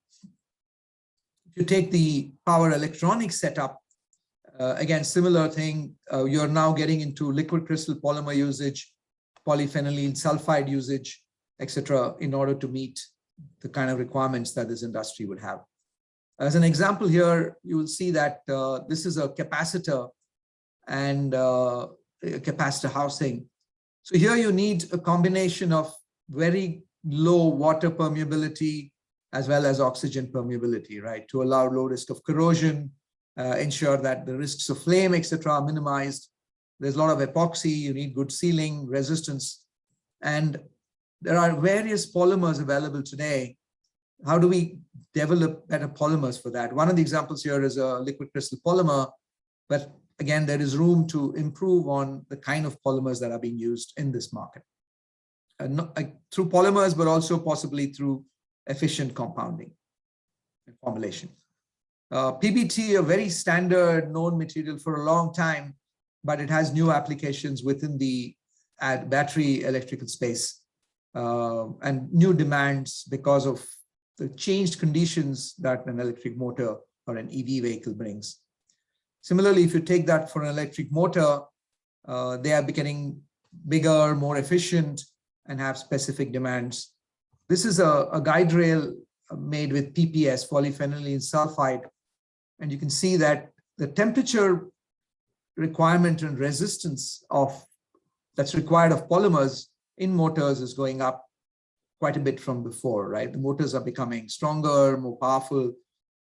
And how do you keep stability of electric strength in that space using, and what new materials can be developed for that, right? In this particular case, some of the old traditional materials were used to work fine up to 100 degrees, but they don't serve the purpose anymore. So the polyphenylene sulfide does well in terms of stability, but can we get higher electric strength products? What can be done in that space? So that's another possible area that one could work on. And then outside the vehicle, all of what I talked about is inside the vehicle, on board. And then off board, there are this whole charging infrastructure, which needs some similar kind of materials as on board, but some others that could be different. So really relevant technologies in this space would cover improved flame retardancy, halogen-free flame retardancy, etc., thermal conductivity in order to dissipate heat from batteries that are getting warmer but work most efficiently at lower temperatures, electrical properties, EMI shielding, and joining technologies for ECUs, battery management systems, etc. So these are all areas where the industry is looking for better solutions, and I think the academic world and research world is probably got more answers for us than we do. And as Dr. Saraswat mentioned, the front end of that hopefully will feed into the work we do to take the ideas, concepts into application itself. I'll then talk about three more areas a little more briefly. One is healthcare and polymers. So really a lot of polymers go into orthopedics. Your knee joints, hip joints are all high molecular weight polymers. Devices have polymers and so on. So one of the areas I'd like to just focus a little bit on, just to bring, just give an example, is long-acting dosage of polymers. I mean, using polymers in human body, right? So there are, if I go to the next slide, you'll see that the traditional oral consumption of drugs or even an injection gives you doesn't give you a flat curve, right? When you ingest it or it is injected, it has an increase and then efficacy drops off. Now you have to control that carefully to keep it above a minimum level where it's efficient and below a maximum level, so that it doesn't impact negatively to the patient. But if there was a way you could deliver it in a more uniform manner, that would be wonderful, right? So we have a technology based on EVA polymer, very stable, that can be put in as an implant and can last anywhere between 20, for example, a 21-day contraceptive implant to 3-year, 5 years implant for other reasons. This is a platform that's really waiting to be developed.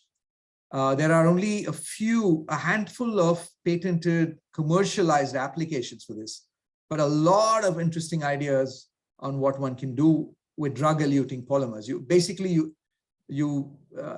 inject you saturate, let's call it, or the drug inside the polymer, and by designing the polymer in multi-layers, etc., you can actually have it eluting over a long period. Very useful in many applications where you want patients not to be bothered by taking medicines every day, or where patients are incapable of taking medicines and so on.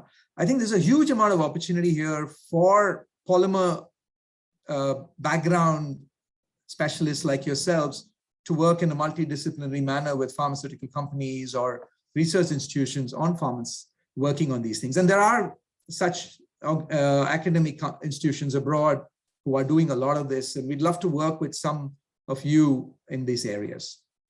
So really to help with in vivo or clinical trials, etc. So really in the medical space, there's medical grade biocompatible polymers, anything that one can work with academia and regulatory compliance support, as well as I mentioned, preclinical and clinical trials with long-acting doses.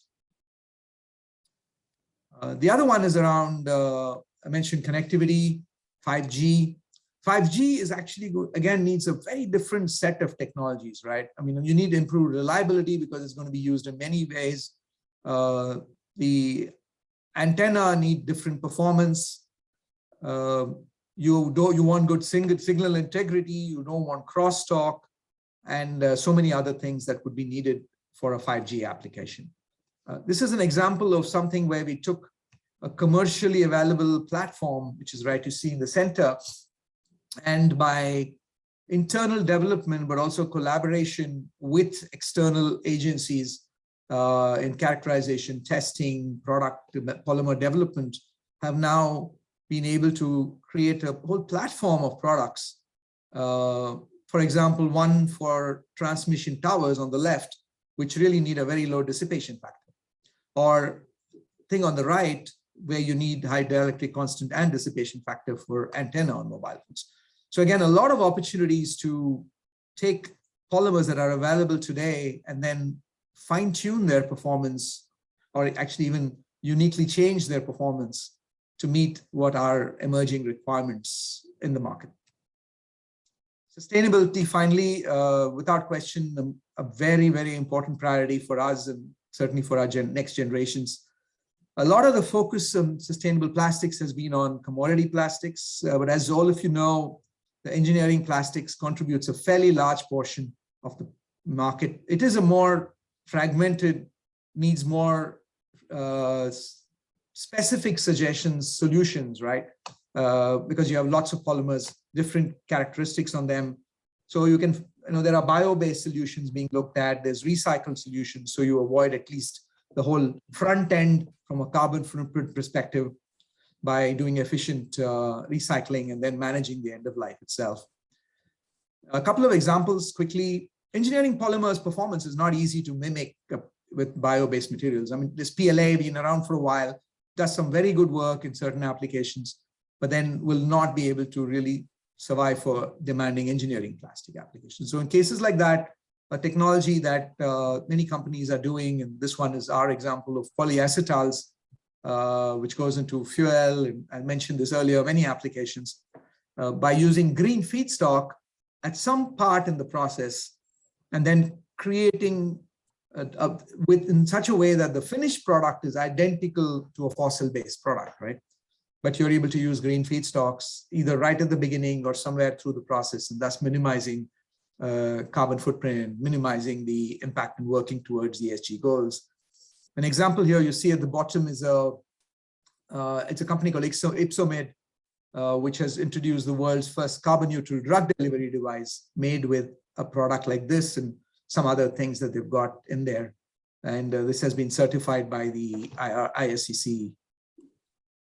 Another one is recycling. A lot of recycling happens in the industry, but 5–10%, not impacting properties much. But when you start introducing 30, 50, 100% of recycled content, the problem becomes a lot more complex. It requires choosing the right feedstock, whether it's post-consumer, post-industrial. It requires sorting. It requires working with materials that may have some contamination and yet gives acceptable performance. There's a whole thing that goes into this.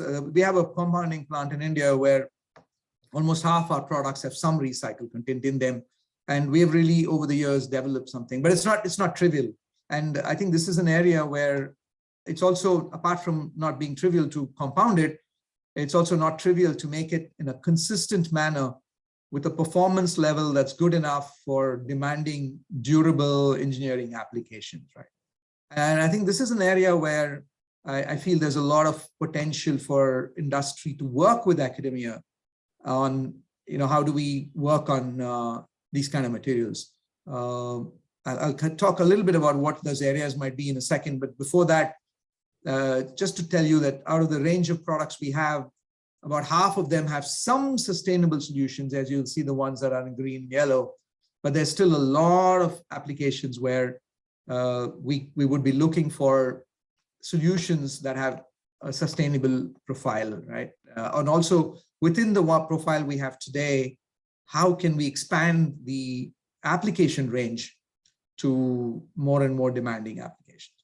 So really in this space, there's biomass-based feedstocks and technologies, biodegradable, compostable materials that have good properties. And how do we make products with post-industrial, post-consumer recycled materials while still maintaining the performance and consistency that's demanded of these applications? So just to quickly summarize then, this is how we, over the last few months, have taken a very hard look at our innovation thing. And we're basically going to be doing more of the innovation. We have realized we don't do enough external innovation. So there'll be a lot of that happening, really identifying partners, identifying a fit, do a deeper dive through an NDA, and then really come up with something that has things, as previous speakers have mentioned, very important is a deliverable, something that gives us value, and yet we are able to leverage all the expertise within the academia and research setup. So we'd be looking at things like manufacturing equipment, IP development, in many cases, testing and expertise. So we worked in the battery space, we worked with some external universities, not in India, unfortunately, but abroad. And we've not done a lot in India, I must admit that, but I'd like to do more. Hopefully this will be a good kickoff point. But we've done work in the battery space to characterize materials, to then develop materials with them that are now in some stages of moving into development. We've also used external agencies to help us do some critical testing, and then through that characterization of materials and helping us then screen and say from a micro polymer perspective, which are likely to be more successful in the applications we're looking at, right? And of course, new unique materials and new unique applications. So all of this we think will help us to go faster to market. It'll also give us insights into technology roadmaps. And that is one of the things that's very important in many areas, right? We'd like to know where the technology is. And we think the academic and research institutions are probably better equipped to give us an idea on what we should work on together with them, and so on. So that's summarizing. I think there's a lot of potential for industry and academia to work together. And I'd like to thank PPA and IITACB again for this opportunity to let me share my thoughts.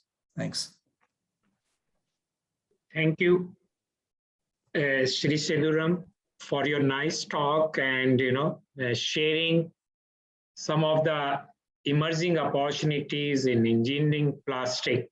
And in my opinion, that this is the area in India which require a lot of development.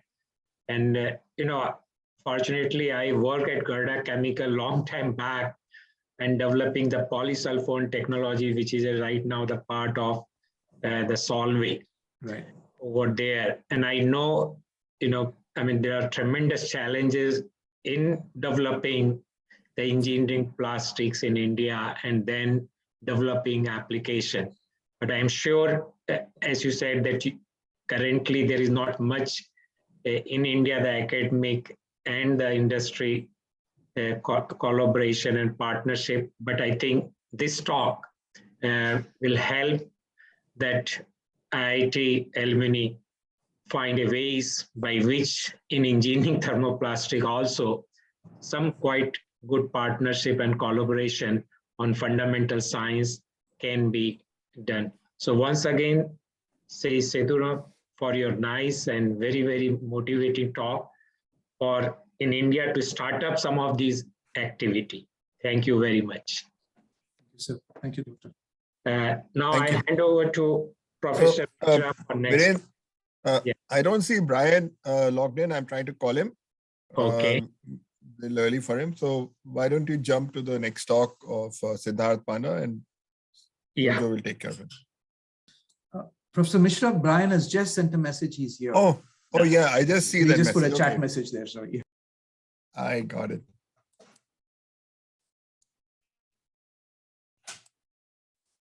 So Brian, good to see you.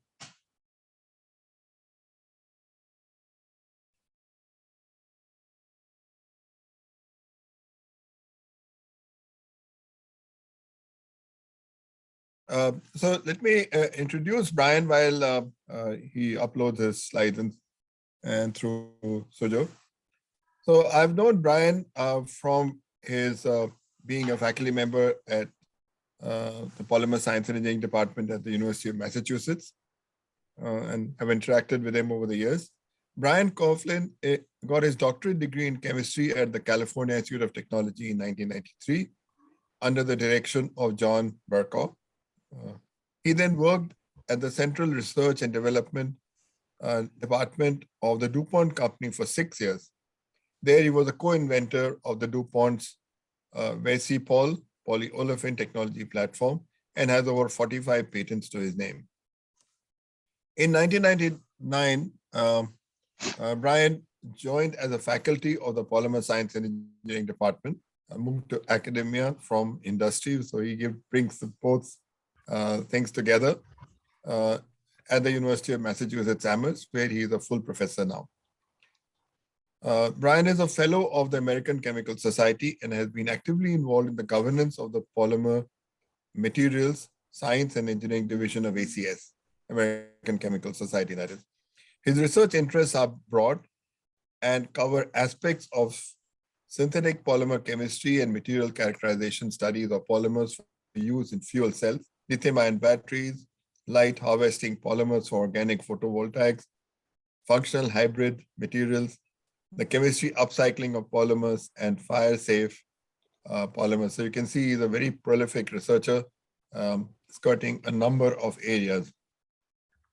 Today, Brian will talk about the UMass Amherst participation with industry on polymer science and engineering, a history of success and a future full of opportunities. These interactions never fulfill the total gamut, so therefore opportunities are definitely in abundance as we move along. So Brian, over to you. All right, well, thank you very much, Professor Mishra, and to the PPA for the invitation this morning.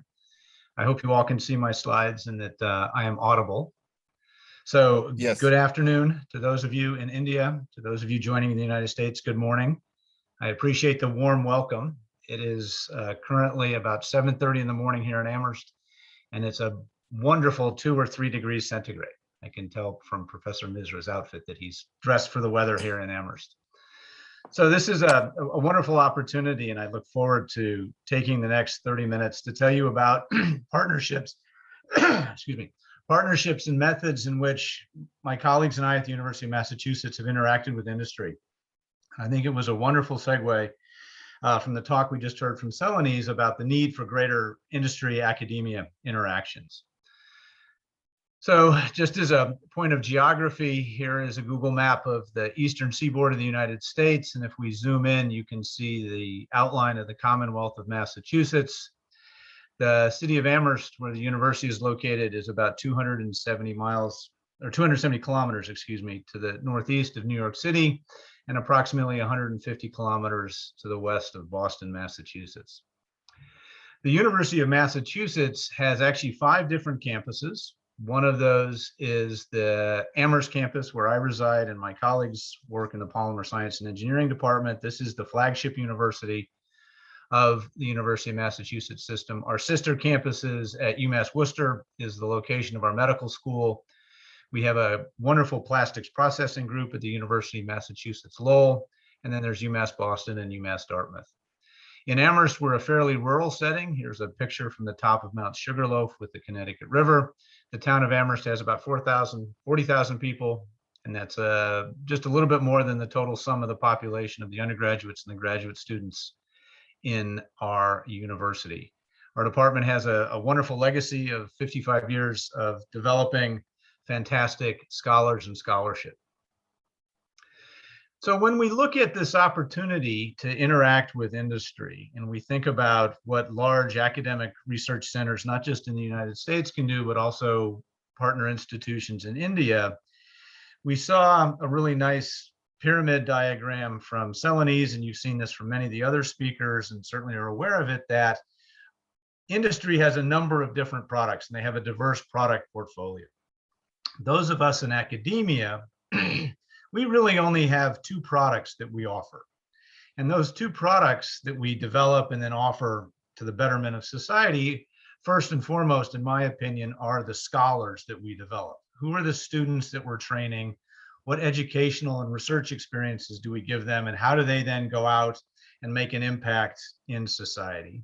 And then, of course, the equally important product that we make is the scholarship, right? It's the product of the work with the scholars that we develop, this scholarship and this interaction with research challenges, both fundamental and applied, and how do we put that out into the society for a greater benefit. And so I've really structured this presentation today to talk about the scholars and the development programs we have at the University of Massachusetts with my colleagues, and then models of how for over the last 40 years, we have had tremendous success in interactions with the industrial sectors, not only in the United States, but with global companies. So the Department of Polymer Science at the University of Massachusetts has 17 tenure track faculty. We have approximately 90 graduate students and nearly 20 postdoctoral research associates. We host anywhere from 5 to 15, so on average, 10 visiting scientists a year. And we have a very robust exchange program with the Max Planck Institute in Germany for having German exchange students. As a faculty, you can see here the sort of headshots of my colleagues. We have a diverse background of how we came into polymers and soft material science. We approach things from the viewpoint of educational backgrounds in chemistry, chemical engineering, civil and mechanical engineering, degrees from material science, physics, and actually some colleagues of mine have training within polymer science and engineering, and 2 of whom, Professor Tom Russell and Jim Watkins, are former students from our department, but who both had experiences prior to rejoining the faculty after they graduated as students. The Department of Polymer Science and Engineering does approximately $12.5 million of outside sponsored research annually. That puts us in one of the top 5 in the United States on a per faculty basis in terms of sponsorship of research programs. And unique to our aspect is that nearly 1/3 of that funding comes from industrial sponsorships, whereas the national average in the United States is maybe around 7% of academic funding comes from industry. So we are being funded by the typical US governmental agencies that you would expect: the Department of Energy, the National Institutes of Health, the National Science Foundation, increasing funding from the Environmental Protection Agency, and the increased necessity of having strong sustainability and recyclability with materials and the environmental fate of plastics, and then also sponsored work from the Department of Defense. From industry, we have not only big US-based manufacturers, but of course, all chemical companies really have a global footprint. I list Dow, BASF, Saint-Gobain, and many, many others. You'll see a further listing of this later on in the talk, but there's about 45 members in our industrial consortia program. And we have a number of sponsorships of students through fellowships from the National Science Foundation, graduate research fellowships, National Defense Science and Engineering, graduate training programs, and also graduate assistance in areas of national need. Our students are fully funded each year and do not have to take a teaching assistantship. So this gives them more opportunity to develop themselves as scholars in polymer science and engineering.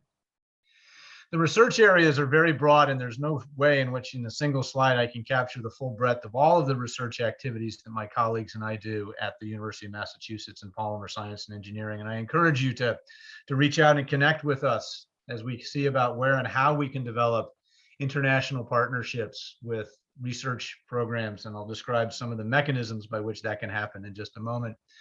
But the key manufacturing areas of nano manufacturing, sustainability and upcycling, as we all are seeing, is becoming increasingly important. How do we do not only commodity, but specialty polymer recycling, upcycling with those?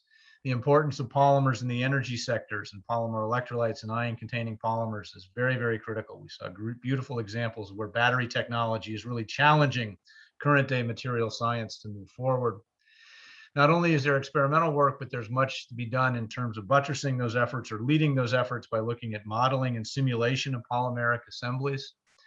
Just the simple fact that we have semi-crystalline materials, we're still trying to find ways as a community to control polymer crystallization and to pattern surfaces. So the list goes on, and there's a great and broad, diverse expertise amongst the faculty in my department, given our breadth of research interests and the willingness and excitement with working with industry.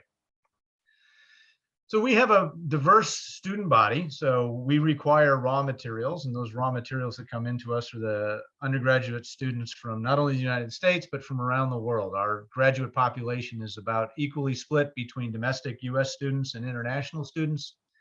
And we really attract students from a broad variety of different backgrounds, students who have done undergraduate degrees, bachelor's and master's in polymers and chemistry and chemical engineering.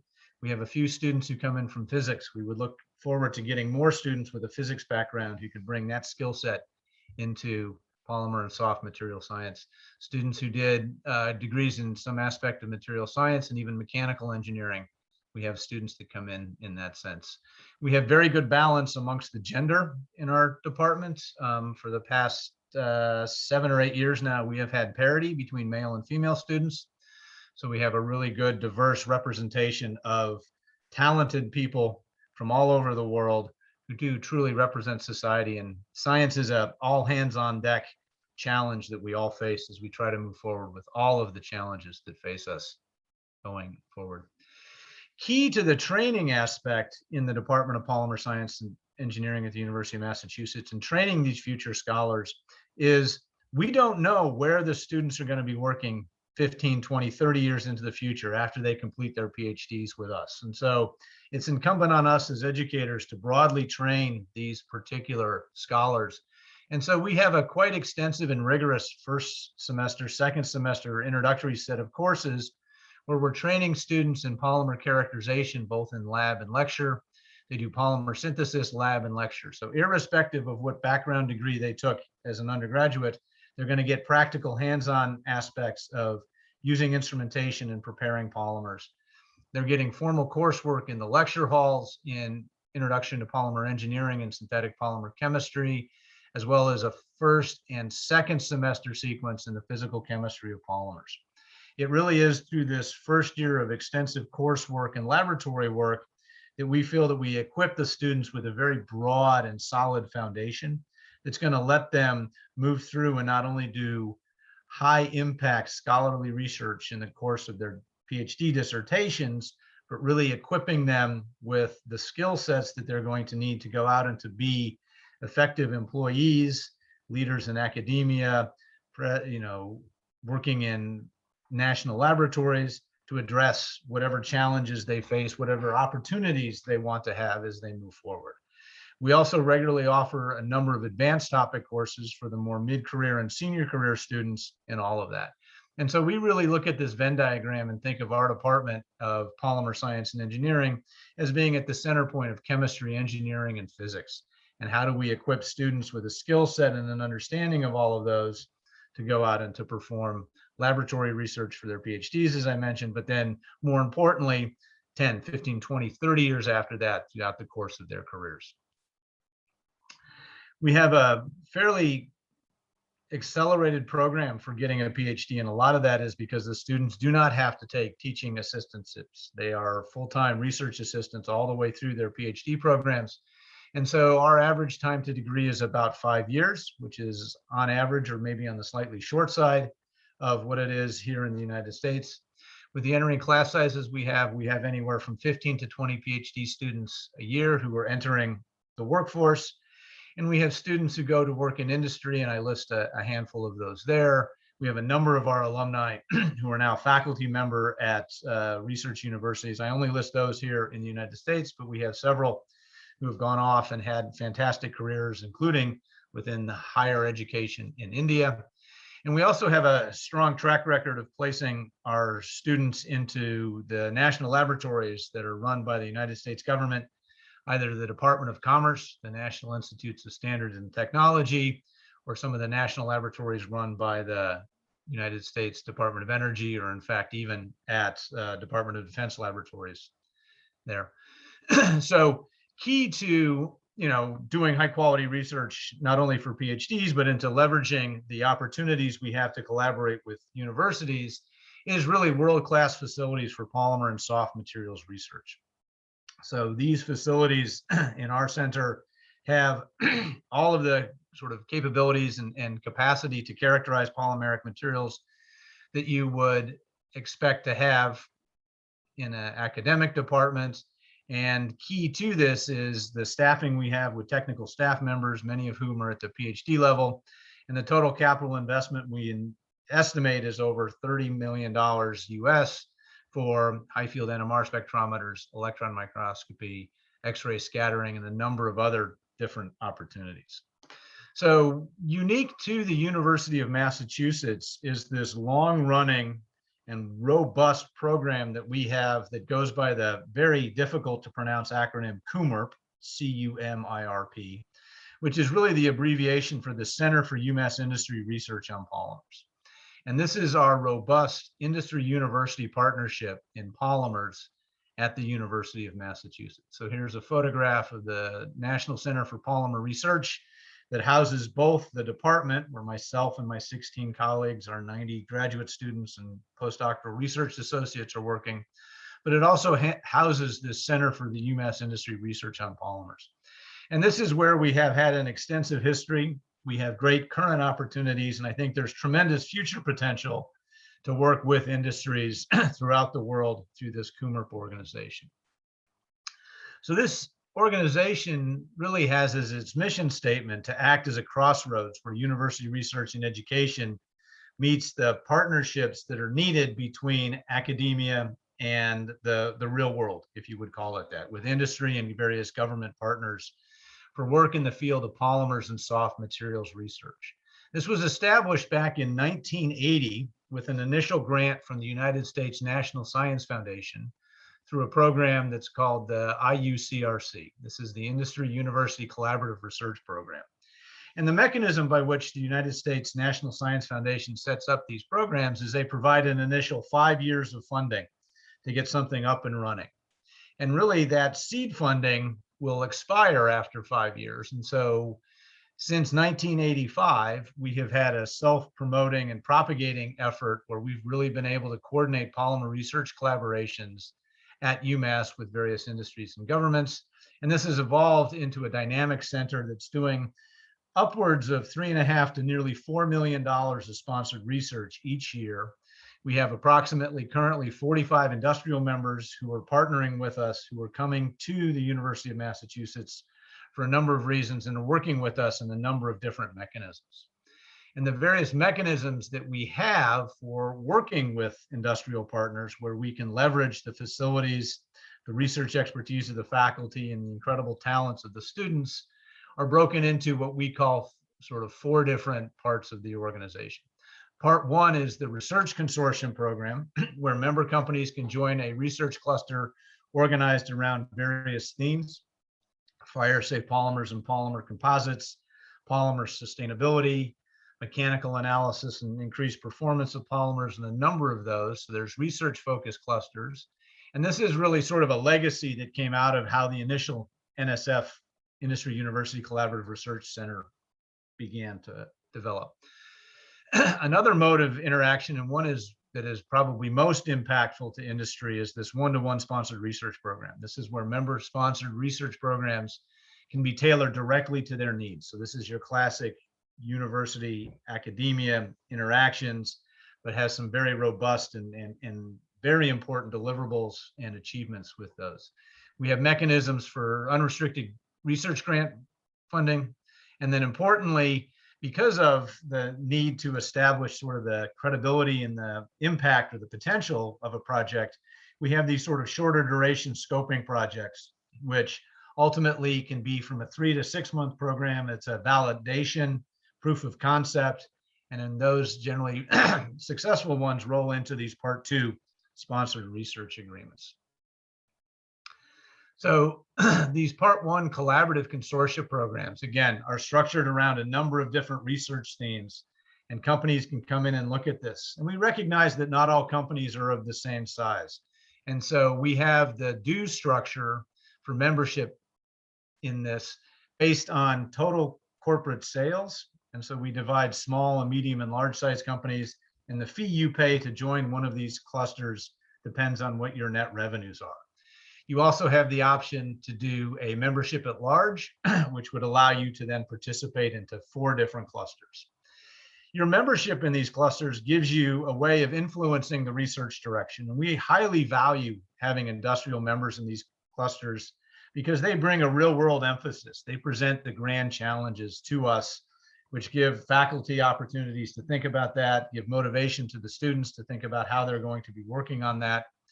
Your membership gives you access to royalty-free, non-exclusive perpetual licenses of the intellectual property with shared expenses for patent prosecution.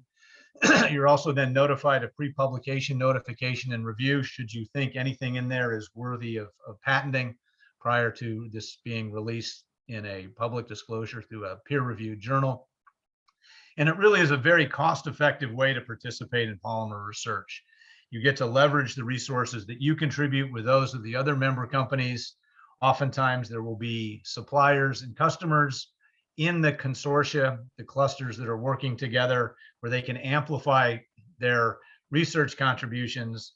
Neither party has the full time to do or the resources to cement that relationship between supplier and customer, and the university can oftentimes be a conduit to help them move forward in that regard.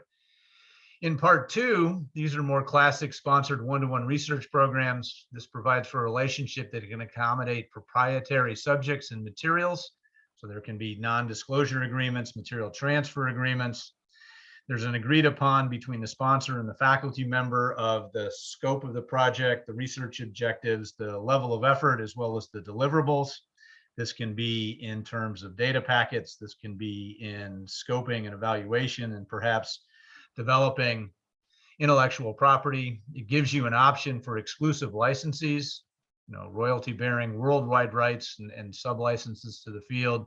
There's a number of joint inventions that occur out of these programs. So it's a really classic case of where the sum of the 2 components, the university researchers, the industry researchers, neither party can do that on their own, but collaboratively, much greater work can be done. And there's a number of cases in which there are joint inventions from these types of efforts. the pre-publication notification again, and confidential reports. And this really gets you access and leverages the ability to use the equipment and the facilities, and more importantly, the expertise of the facility directors in using these. So a number of companies do sponsored research and have access to experimentation and facilities that they themselves could not afford in terms of just the capital expenditures. And so a way, again, of leveraging and amplifying research dollars. Importantly, the sponsors in both Part 1 and Part 2 participate in our semi-annual fall and spring polymer events that are held both in person and hybrid because of the pandemic, that allow you to come and to attend lectures, but importantly, give you a chance to interact with the students. And many of the companies that you'll see use this as a way of doing sort of pre-recruiting and recruiting of future talent within their departments. Part 3 is unrestricted grants, in which there's opportunities to advance science. It gives you access again to the facilities. There's a much reduced university overhead rate on these types of ways. And this is really a good way to begin long-lasting and fruitful partnerships with multiple faculty, with the department, to see students and watch them develop into potential future employees. Again, recognizing that research expenditures and research plans develop, only when there's a validation and a proof of concept. So we do have this Part 4 for the short duration scoping projects, where we see short-term focused programs of 3 to 6 months. There's a memorandum of agreement and a shorter abbreviated scope of work on this. We can again accommodate proprietary subjects and materials. These are all done under standard templates of non-disclosure agreements and material transfer agreements. Any intellectual property that results from this, again, you get an exclusive license right, royalty bearing, worldwide access to this. Pre-publication, prior direct reports. And this, again, we've negotiated with the university a much lower university overhead rate, so more of the research dollars can be leveraged as you move forward into the research rather than just paying of overhead. So really with that, that is a short synopsis, but how both university and industry has benefited. So as I mentioned, since 1985, this has been an organization that's been self-running. We have a full-time PhD level director, Dr. David Waldman, who runs this program, an alum of our program, who's been in industry. This has been incredibly rewarding for our students in terms of their career development. Seeing various industries early on in the PhD helps them pick the various sectors that they want to move into. And it really does, as I sort of summarize here at the bottom, it's this, creates opportunities to develop long-lasting, valuable relationships with industry, where our faculty and students, through sustained research program, meeting and lectures, visiting scientists, field trips, co-op programs, the university benefits, industry benefits. And so with that, I thank Professor Misra and the organizers, the members of the PPA. Thank you for the opportunity. We don't yet quite have snow on the ground here in Amherst, but it's coming very, very soon. I thank you all, and I would be glad to take any questions or comments as we wrap up as time permits. Thank you, Brian, for an excellent presentation. Personally, of course, I've seen this develop because I'm an alumnus and I've been visiting for various reasons back and forth to UMass. It's one of the ideal industry academia interaction platforms that I've seen in academic institutions, and I think it's worth replicating. I think there's some really successful models here, and the fact that we are the longest running sort of successful collaboration, initial seed funding from government, and I think many of the models here could be applied worldwide. Yeah. So what I'm looking at, because I'm also an adjunct faculty at UMass, I'm also looking at potential members to your consortium from India. They could be either standalone companies like Reliance, or they could be international companies like Celanese or Sabic and the other. We are happy to work with you to take this forward. Thank you for this would be exciting. So thank you for the opportunity to present to this audience today. Yeah, and there are some people from the industry attending and presenting both. So a message to you, if you want me to be the connect with UMass, I'm on both sides. I'm happy to do it. Okay, thank you, Brian. I'll see you later in the day. All right, yes, I'll talk to you later today. Yeah, over to Varian for the next speaker. Yeah, Thanks, Professor Mishra. The next speaker is Professor Siddharth Panda. Unfortunately, because of some unforeseen reasons, he is not able to attend this webinar and present the talk on conjugated polymer-based sensors, detection of gases and aqueous metal ion. But he is kind enough to share with us the video presentation of his talk, which we will share with all of you. Let me just give a brief introduction of Professor Panda. Professor Panda is in chemical engineering of IIT Kanpur and a participating faculty in material science program, and is also the participating faculty and past head of the National Center of Flexible Electronics at IIT Kanpur. And I have personally visited this facility. This is one of the best facilities in flexible electronics, development and application. His research focuses on chemical sensors for healthcare application and accompanying transport, reactions, transductions, material processing, and intelligence utilizing flexible printable platform. Prior to joining IIT Kanpur in 2006, he was a staff advisory engineer at the IBM Semiconductor R&D Center, New York, for over 6 years. He obtained a PhD from the University of Houston in 1999 and an MS from University of Cincinnati in 1995 and a BTech from IIT Kharagpur in 1992, all in chemical engineering. From his biodata, it clearly indicate that he in the beginning was in industry and moved to the academic.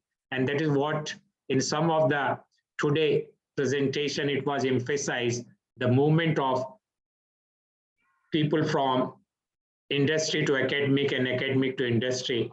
And Professor Panda is one of the example where he moved from industry to the academic. Now I request Surju to play the video of Professor Panda talk on conjugated polymer-based sensor. Over to Surju. Yeah, Dr. Gupta, can you see my slides? Yes, video is now there. Yeah, you can play it. Yes. I would like to thank the polymer process. Is it audible, Dr. Gupta?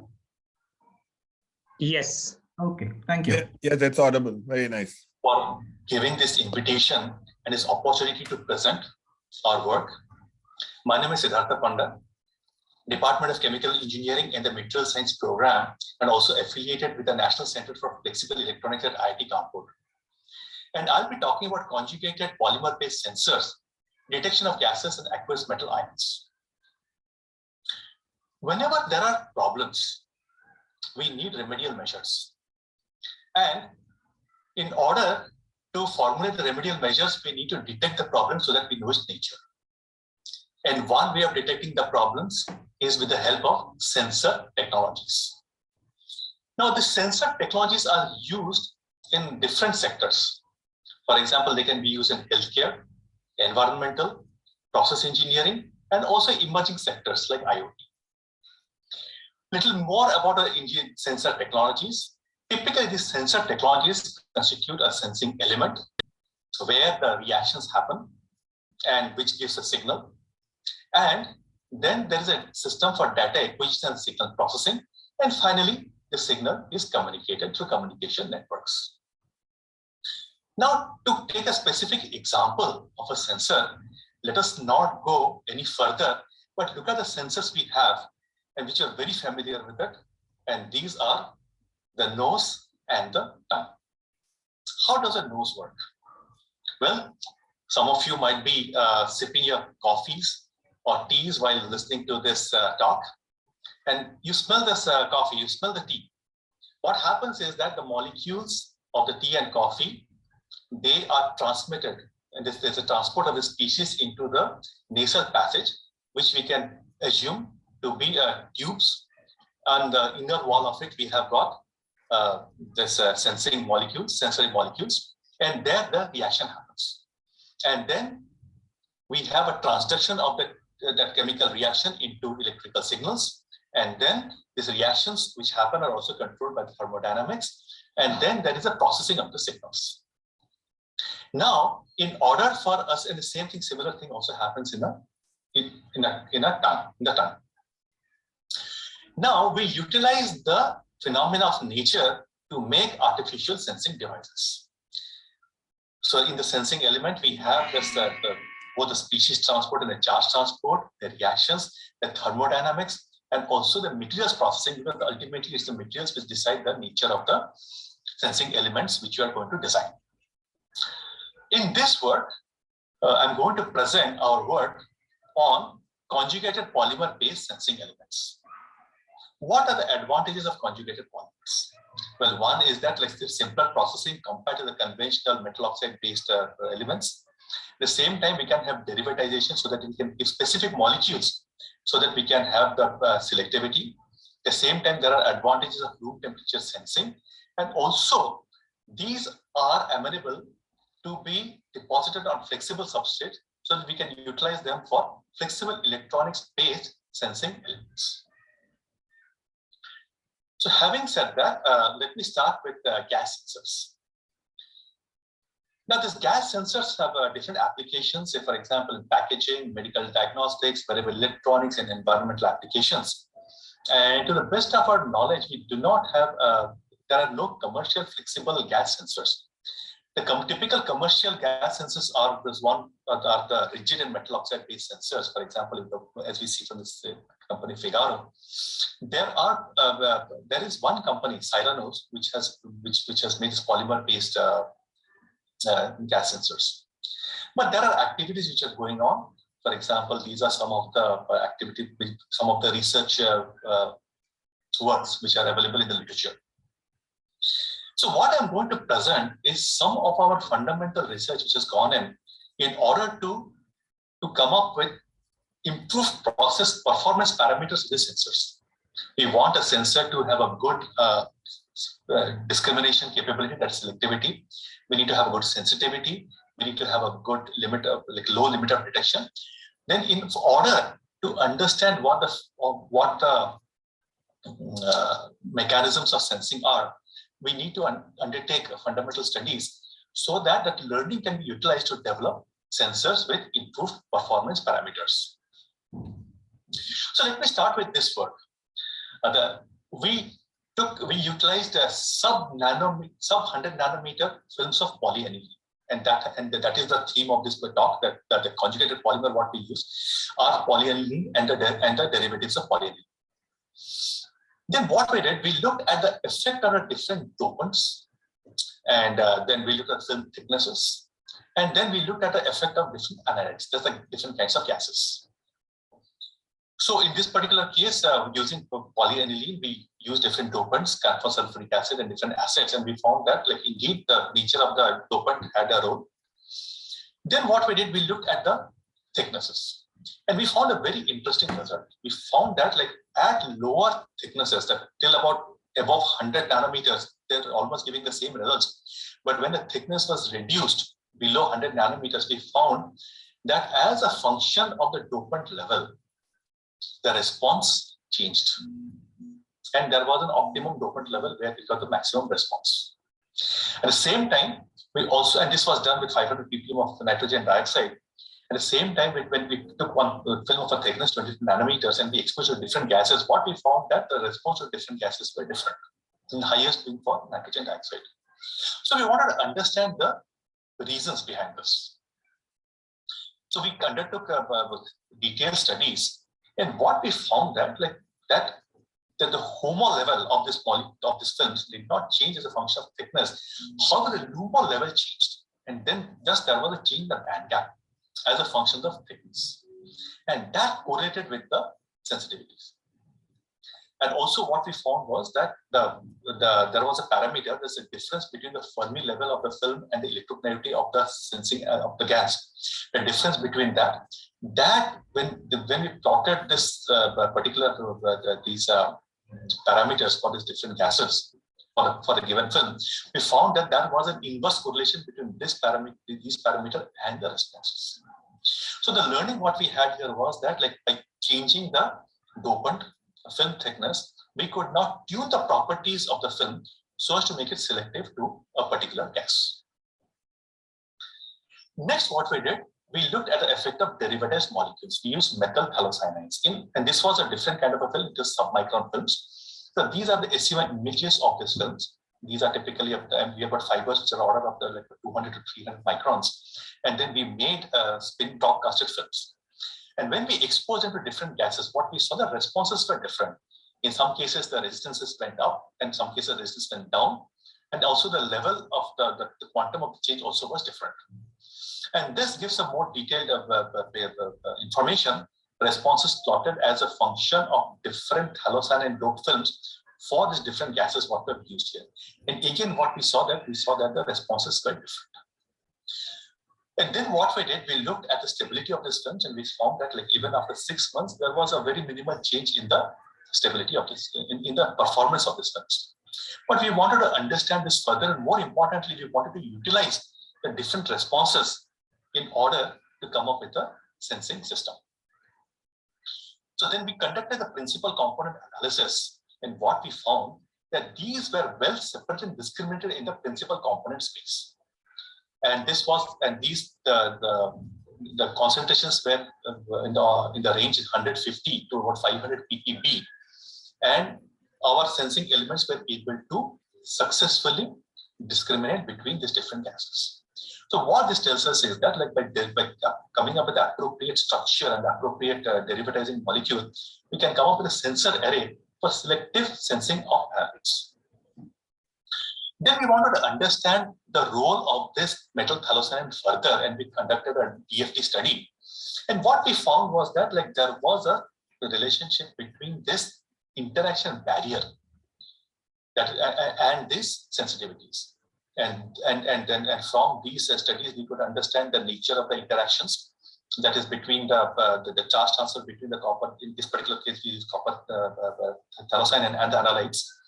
And the difference between the atomic partial charges helped us understand the nature of the interaction. So what we are seeing here is that, like, there is an inverse correlation of the sensitivity with the interaction barrier. And all this is what is for copper halocyanide. And the same thing, we took a single gas isoprene, and also we saw that the same trend was there for different halocyanides. So this was a work more on the fundamental understanding. Then we looked at different structures. In the previous work, we had used these microstructures of this doped polyaniline, and we made drop casted films. But next, what we did, we made a template on a substrate, on a flexible substrate. We seeded it, and then we grew these structures. And this is a SEM image of one such one view of this kind of a film. Then we exposed them to different gases, ammonia, NO2, and carbon dioxide. And then we also compared the results under similar conditions for the non-templated grown films and the templated grown films.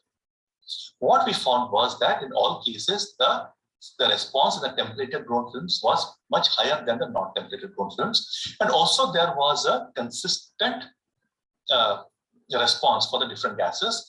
The response for NO2 was the highest, and for carbon dioxide, it was the lowest.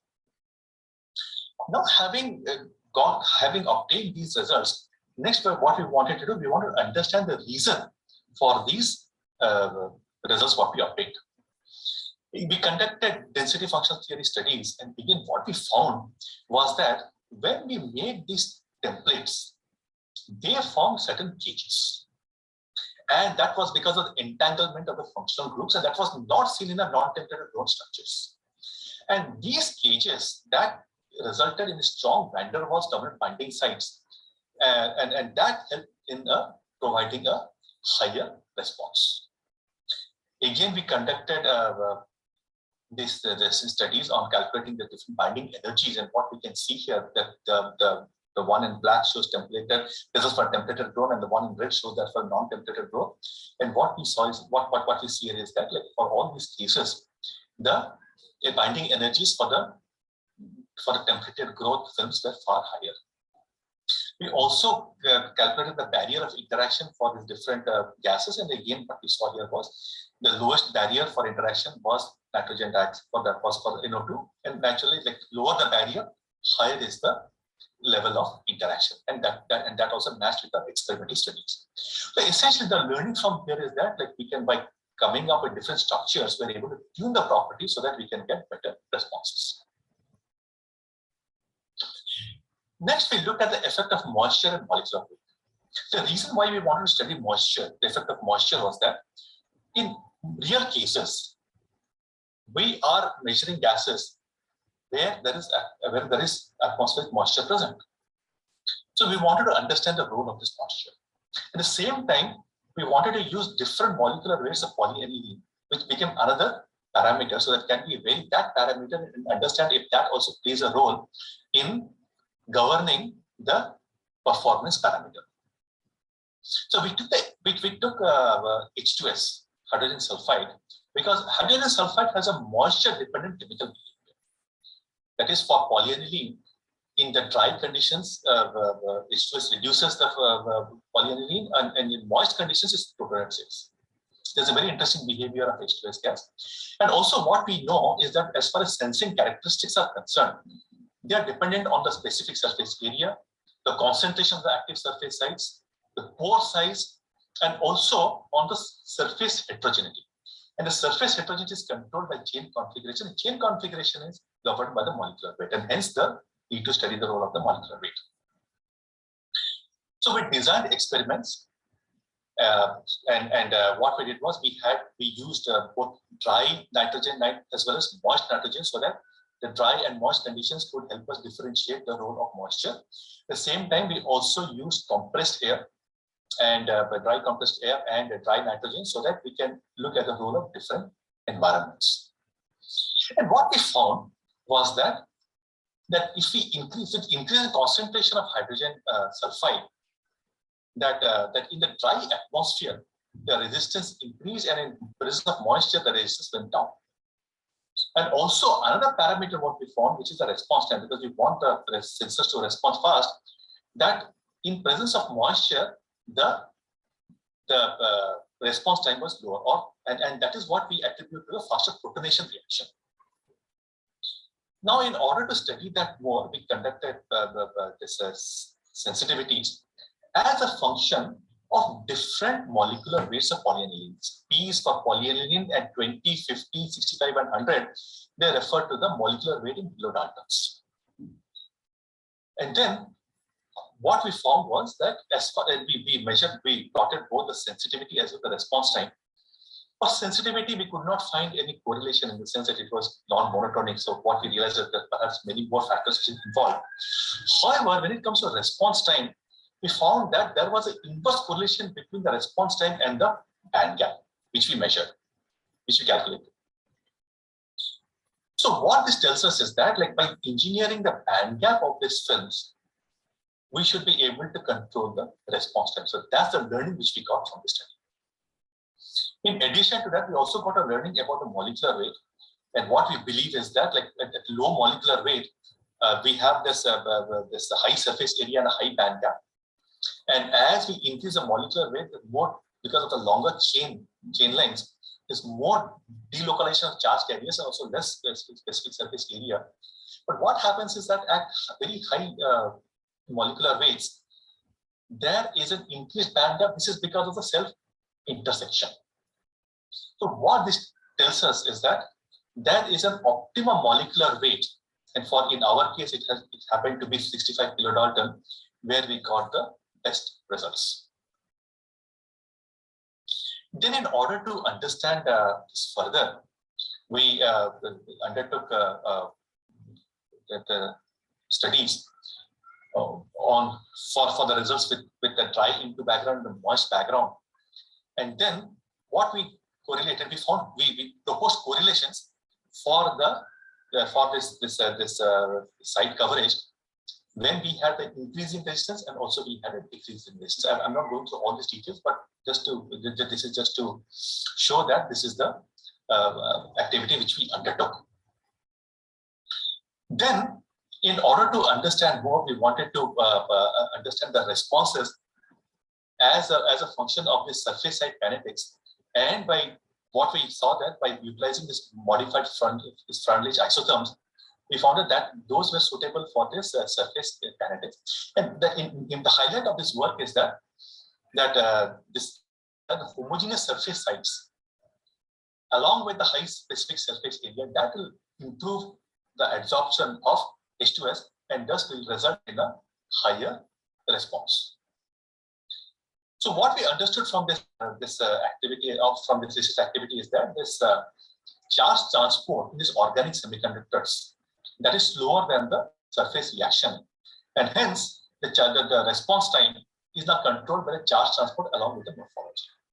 So this is what we have understood so far, but again, what we understood is so much more to learn, and there is a large unexplored area. That's a correlation between the charge transfer mechanism, gases, and properties. So that needs further studies. So having discussed about gas sensors, next I will talk about the aqueous ion sensors. Again, these have multiple uses: medical diagnostics, wearable electronics, for environmental applications.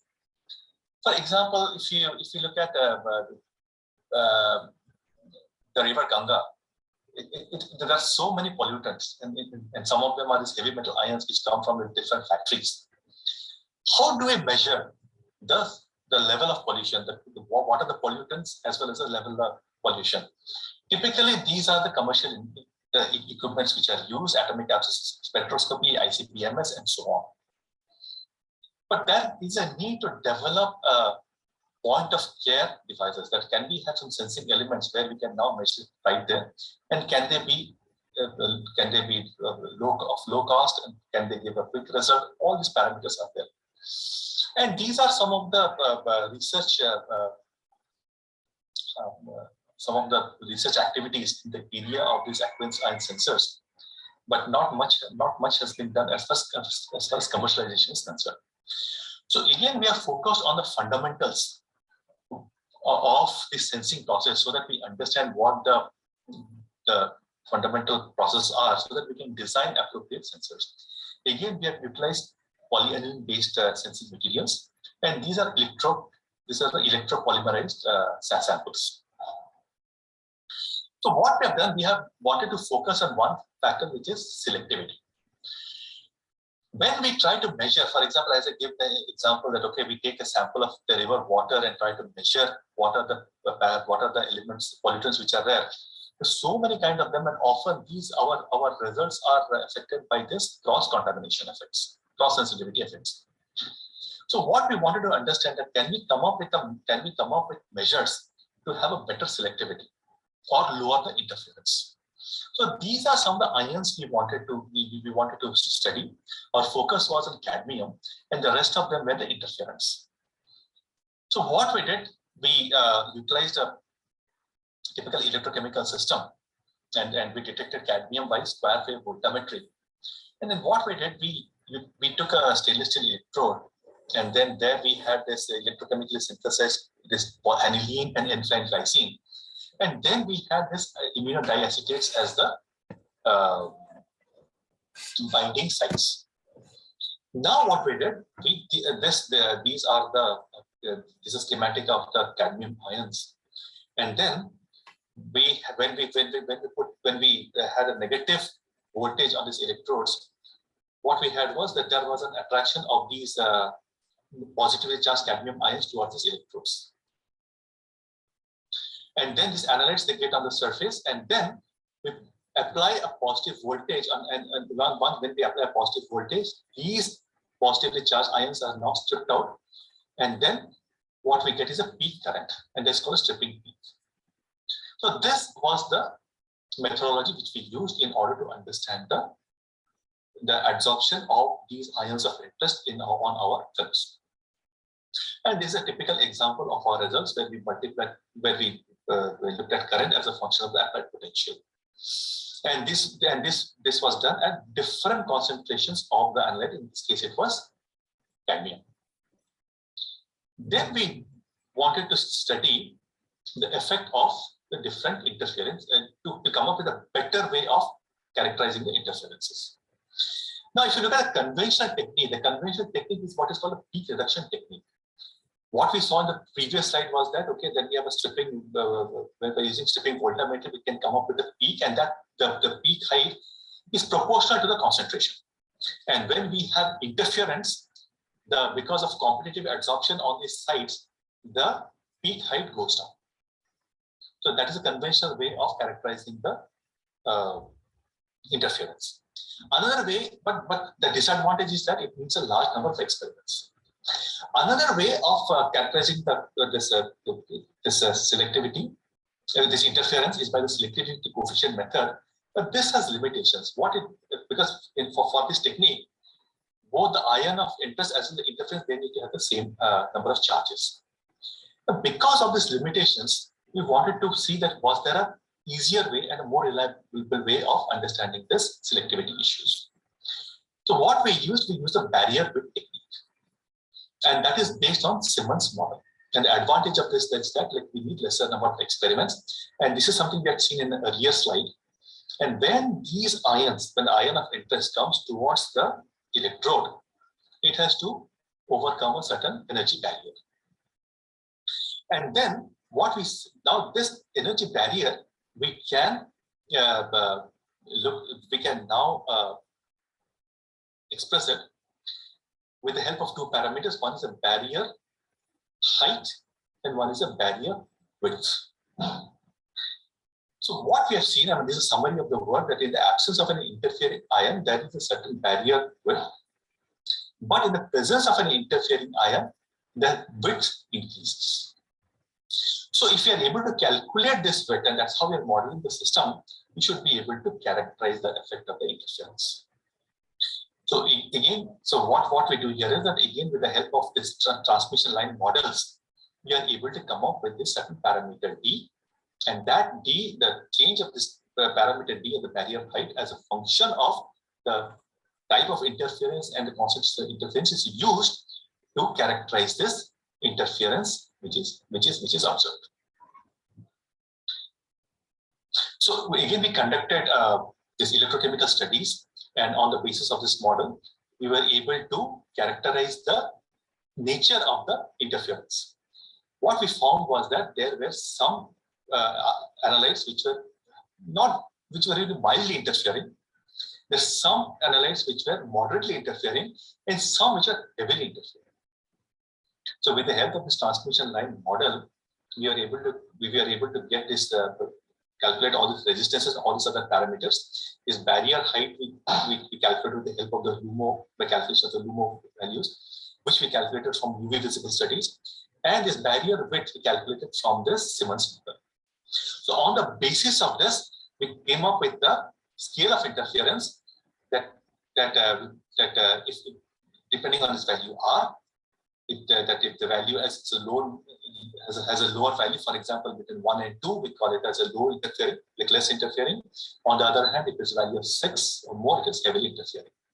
This we have done it for cadmium. We've also done it for other systems which are not presented here.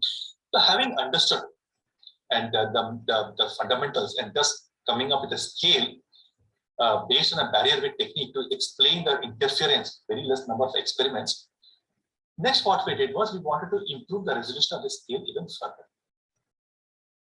So what we did, we conducted this calibration plots as a function of the concentrations, and on the basis of this plots, which the experimental plots which we calibrated, what we used that first of all we benchmarked the barrier width technique with the peak reduction technique, and then what we did, we came up with a scale with a better resolution. How we went about doing this? We utilized parameters from the barrier width technique, we utilized the parameters from the peak reduction technique, also we utilized this thermodynamic parameter, so the absorption energy. And we came up with this parameter epsilon, and again by coming up and with the help of this parameter, we were able to come up with a scale which gave a much better resolution. And what is less interfering, moderately interfering, heavily interfering. So the learning from the studies from the study is that by using lesser number of experiments and by coming up with certain thermodynamic parameters, we are able to come up with a scale of interference so that we are able to design our polymer-based sensing materials for a very application-specific requirement.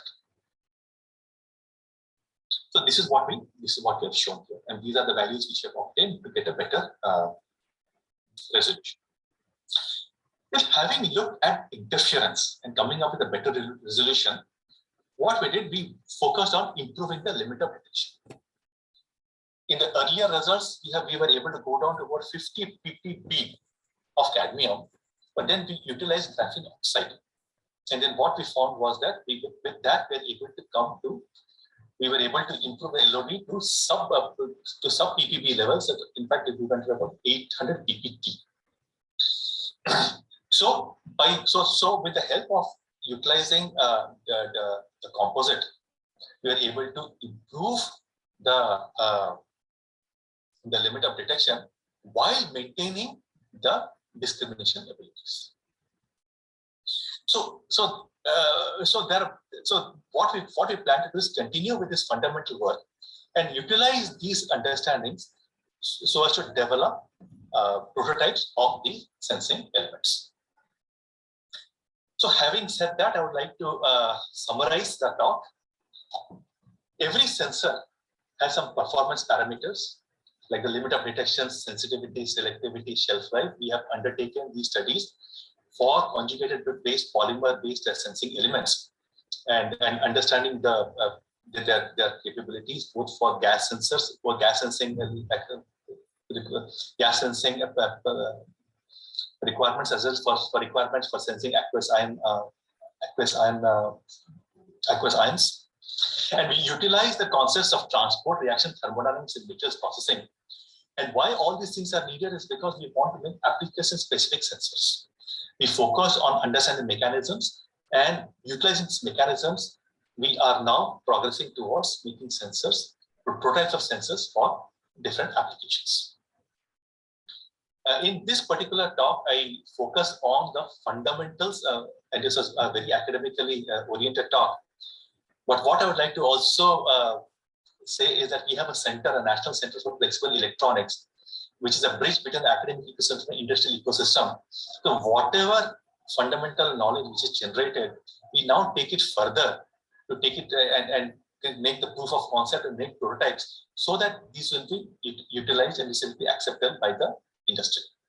And this is a building of our center. And I would like to take this opportunity to visit us whenever you are free.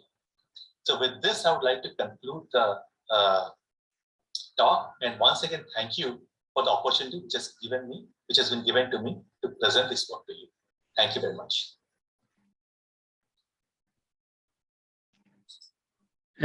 Thanks, Surju, for playing the video of Professor Panda invited talk on the subject. I see that there is one question from Dr. Radha Krishnan, and probably I think we will communicate to him, and Dr. Radha Krishnan, you will get a answer to your query. So this is all we have today, the 4 excellent talks. And in the end, what I say, friends, today Industry Academy Interaction Webinar jointly organized by Polymer Processing Academy in association with IIT Alumni Center has given very powerful and clear messages by all the experts, industry, academia, and Dr. Saraswat also represent the government, as Professor Mishra has mentioned. He was a part of the Niti Aayog. And the message is very clear that society is looking for solutions of new challenges which we all are going to face, whether it is a health, climate, communication, transportation, security. And in all these societal challenges, science and engineering of polymers and material is one of the enabling knowledge platform for providing the lead to solve these challenges. And hence, the collaboration and partnership of academia and industry is very, very essential for speeding up the technology development, because now society is looking for faster solution, not like the previous time where they can wait. And when the time is short for providing the solution, the good way is that academia and industry should come together and give the solution which the society is looking for. In the beginning, Professor Mishra in welcome address has mentioned there is a need to have a good marriage between industry and academia. Marriage is already there, but how can we make is a much more fruitful and productive marriage of industry and academia, so that global solution as well as the Indian specific solutions can emerge out from these interactions. Professor Saraswat, I think, has really set the tone in the beginning by giving a very excellent and lucid presentations on innovations, inventions, management. And I was very happy to see that, he also brought out what are the challenges, what are the pitfalls for having a good academic and industry interactions. And I think we need to look those thoughts which Dr. Saraswat has put, how do we bridge that gap which has been brought by him to all of us, so that we have a quite good and productive industry and academic collaborations. But the message was very clear from Dr. Saraswat's talk that there is a need, there is no other way we can have a societal solutions without having a close interaction with academia and industry, because it is academia who provide the fundamental knowledge, and it is an industry who translate that fundamental knowledge into the product and application. And therefore, I think this today webinar will open up new opportunities and new discussions. After Dr. Saraswat, Sri Datta has really clearly mentioned that how in industry the research is being done by keeping the purpose of innovations. And I was very, very happy to see that the way the industry looked the problem and the way the academy looked the problem, these had two different dimensions. Both are equally important, but it is a different perspective in which the problem is looked. And Sri Datta was able to explain that industry look for innovation with a purpose. And he has very rightly explained the exploitation to exploration. And I think it is a time when exploration is the area where there is a quite opportunity or many opportunities where new product to the world, new technology to the world can be given by the good collaborative approach. And today the climate change and the other sustainability, which all are emerging as a challenge.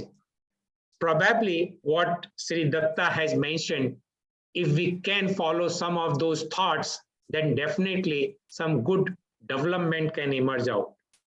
After Sri Datta, we heard Sri Sethuram And I think I'm very happy because I'm a part of developing the technology for engineering thermoplastic in India. So, I mean, when I saw, and he's clearly made a very strong case for a good collaborations in engineering thermoplastic in emerging market like healthcare, 5G, and communications, sustainability, which is going to be a critical part in coming year. Today, although 50% of the materials are based on the commodity, which is a polyolefin, but still the 50% are close to the engineering thermoplastics and the specialty polymers, you know. So if I look at, there is nothing like, you know, the significant difference between the growth of polyolefins, commodity material engineering, but engineering materials are also going to grow. And as indicated that by today, 380 million ton polymer or materials are being used for different applications. And then by the end of 2050, it will be close to 1,100. This means million ton. This means in next 30 years, the growth of polymer material is going to grow for solving the problems. And therefore, and this problem solving require a lot of fundamental work as well as the applied work. And I'm very happy to see that, you know, Sri Sethuram is very clearly explained to all of us how in the emerging market, this engineering plastic going to play a very important role for customizing the end use applications. Professor Panda talk was more on how the insights of fundamentals are very, very essential to give the prototype products. And I think he very detail explained that these fundamentals understanding of the subject is very, very essential for creating the sensing devices, and which is he has brought it out in a very, very you know, explainable and fundamental manner with a lot of examples of the parameters studies which he has done in his professional career. And we are lucky to have Professor Brian, and who have given us a successful model to us how the University of Massachusetts and Amherst have used the model, which is very good for industry academy interactions. And that model, which is started sometime in 1980, keep on improving further to meet the industry and academia need. I think this is also very, very important. A good partnership requires flexibility. And Brian is able to explain and demonstrate to us how the flexibility in the approach at University of Massachusetts and Amherst helped in the last 25 years, close to 25 years or 22 years, to keep this academy and industry interaction moving, which is not only fruitful or useful to create the next generation of scientific leaders in the society, because in next, whatever the PhD student, they are the future of the country or the globe, you know. And today I say they are the leaders of the globe because now there is no boundary. People can move within 24 hours from one part to other. And this in virtual world, anybody can work together in any part of this. And then also providing solution to the small scale industries as well as the large scale industries. A small scale industry which cannot afford such a kind of sophisticated instrument which Professor Brian has showed in the beginning, you know, advanced characterization. And today you cannot solve the problem unless and until you have in-depth understanding of the subject, because now society is looking for design solutions, for the best solutions. Society is not looking something which are temporary solution. So if you are looking for design and the best solutions, then this means your fundamental understanding and tools should be quite extraordinary to understand those things. And I think Professor Brian has been able to explain to all of us the need for that. And I think some of the model can be taken by us in India also, although we will be more happy to collaborate with him to immediate need. But in the future, some of those aspects can be taken and create an Indian-centric academia and industrial partnership model, which will be beneficial to all of us. So overall, when I see today, we all have quite a good learning experience. All of us have learned a lot of things in this few hours discussions on the subject of industry and academia interaction. And these wonderful learning, I'm sure what Professor Mishra just said, that we should put some of the key action points over here to take it forward so that this process, which in PPA has just started with today's discussions on industry academia interaction, can be converted into an actionable items and a future become a source of inspiration and motivation for many people to follow. With these words, I once again thank everyone. And in the end, I will ask Professor Mishra to close out, but I want to also thank everyone for this wonderful learning experience which you all have given. Now over to Professor Mishra for final words. Thanks, Viren, for summarizing it so well. Two things I will say. One is, of course, we see Siddharth Panda now logged in. Your talk was so brilliant. It was as if you were there. Now that you have logged in, would you like to say a sentence or two in person? First of all, thank you for giving this opportunity. Thank you for giving this invitation. And I feel that I've been robbed of an opportunity to hear other talks. And I look forward to the opportunity of hearing the speakers again sometime in the near future. Okay, thanks. So Virendra summarized the whole thing very well, but one thing that stuck to, in addition to everything else, is what Datta said: innovation management, and then after the innovation comes management of innovation to take it forward. These are very critical things that we have.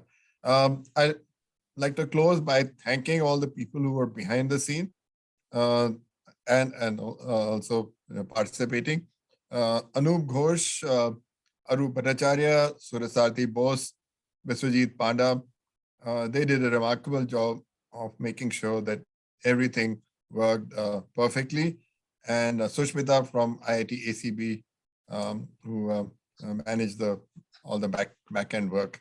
So thank you so much for helping in make this 3-hour session very, very exciting and fruitful. So with this, I will say goodbye to all of you. But if anybody else wants to say anything, we are on time, so it's not like we are run too much over. And if not, then we'll just close it. Okay. Okay. Bye. Okay. Thank you so much. Thank you. Thank you. Bye. And rest assured that you will hear from us for follow-up action, at least the speakers here, and then we'll see how we can take things forward as we go in the future. Okay. Bye. Thank you. Bye.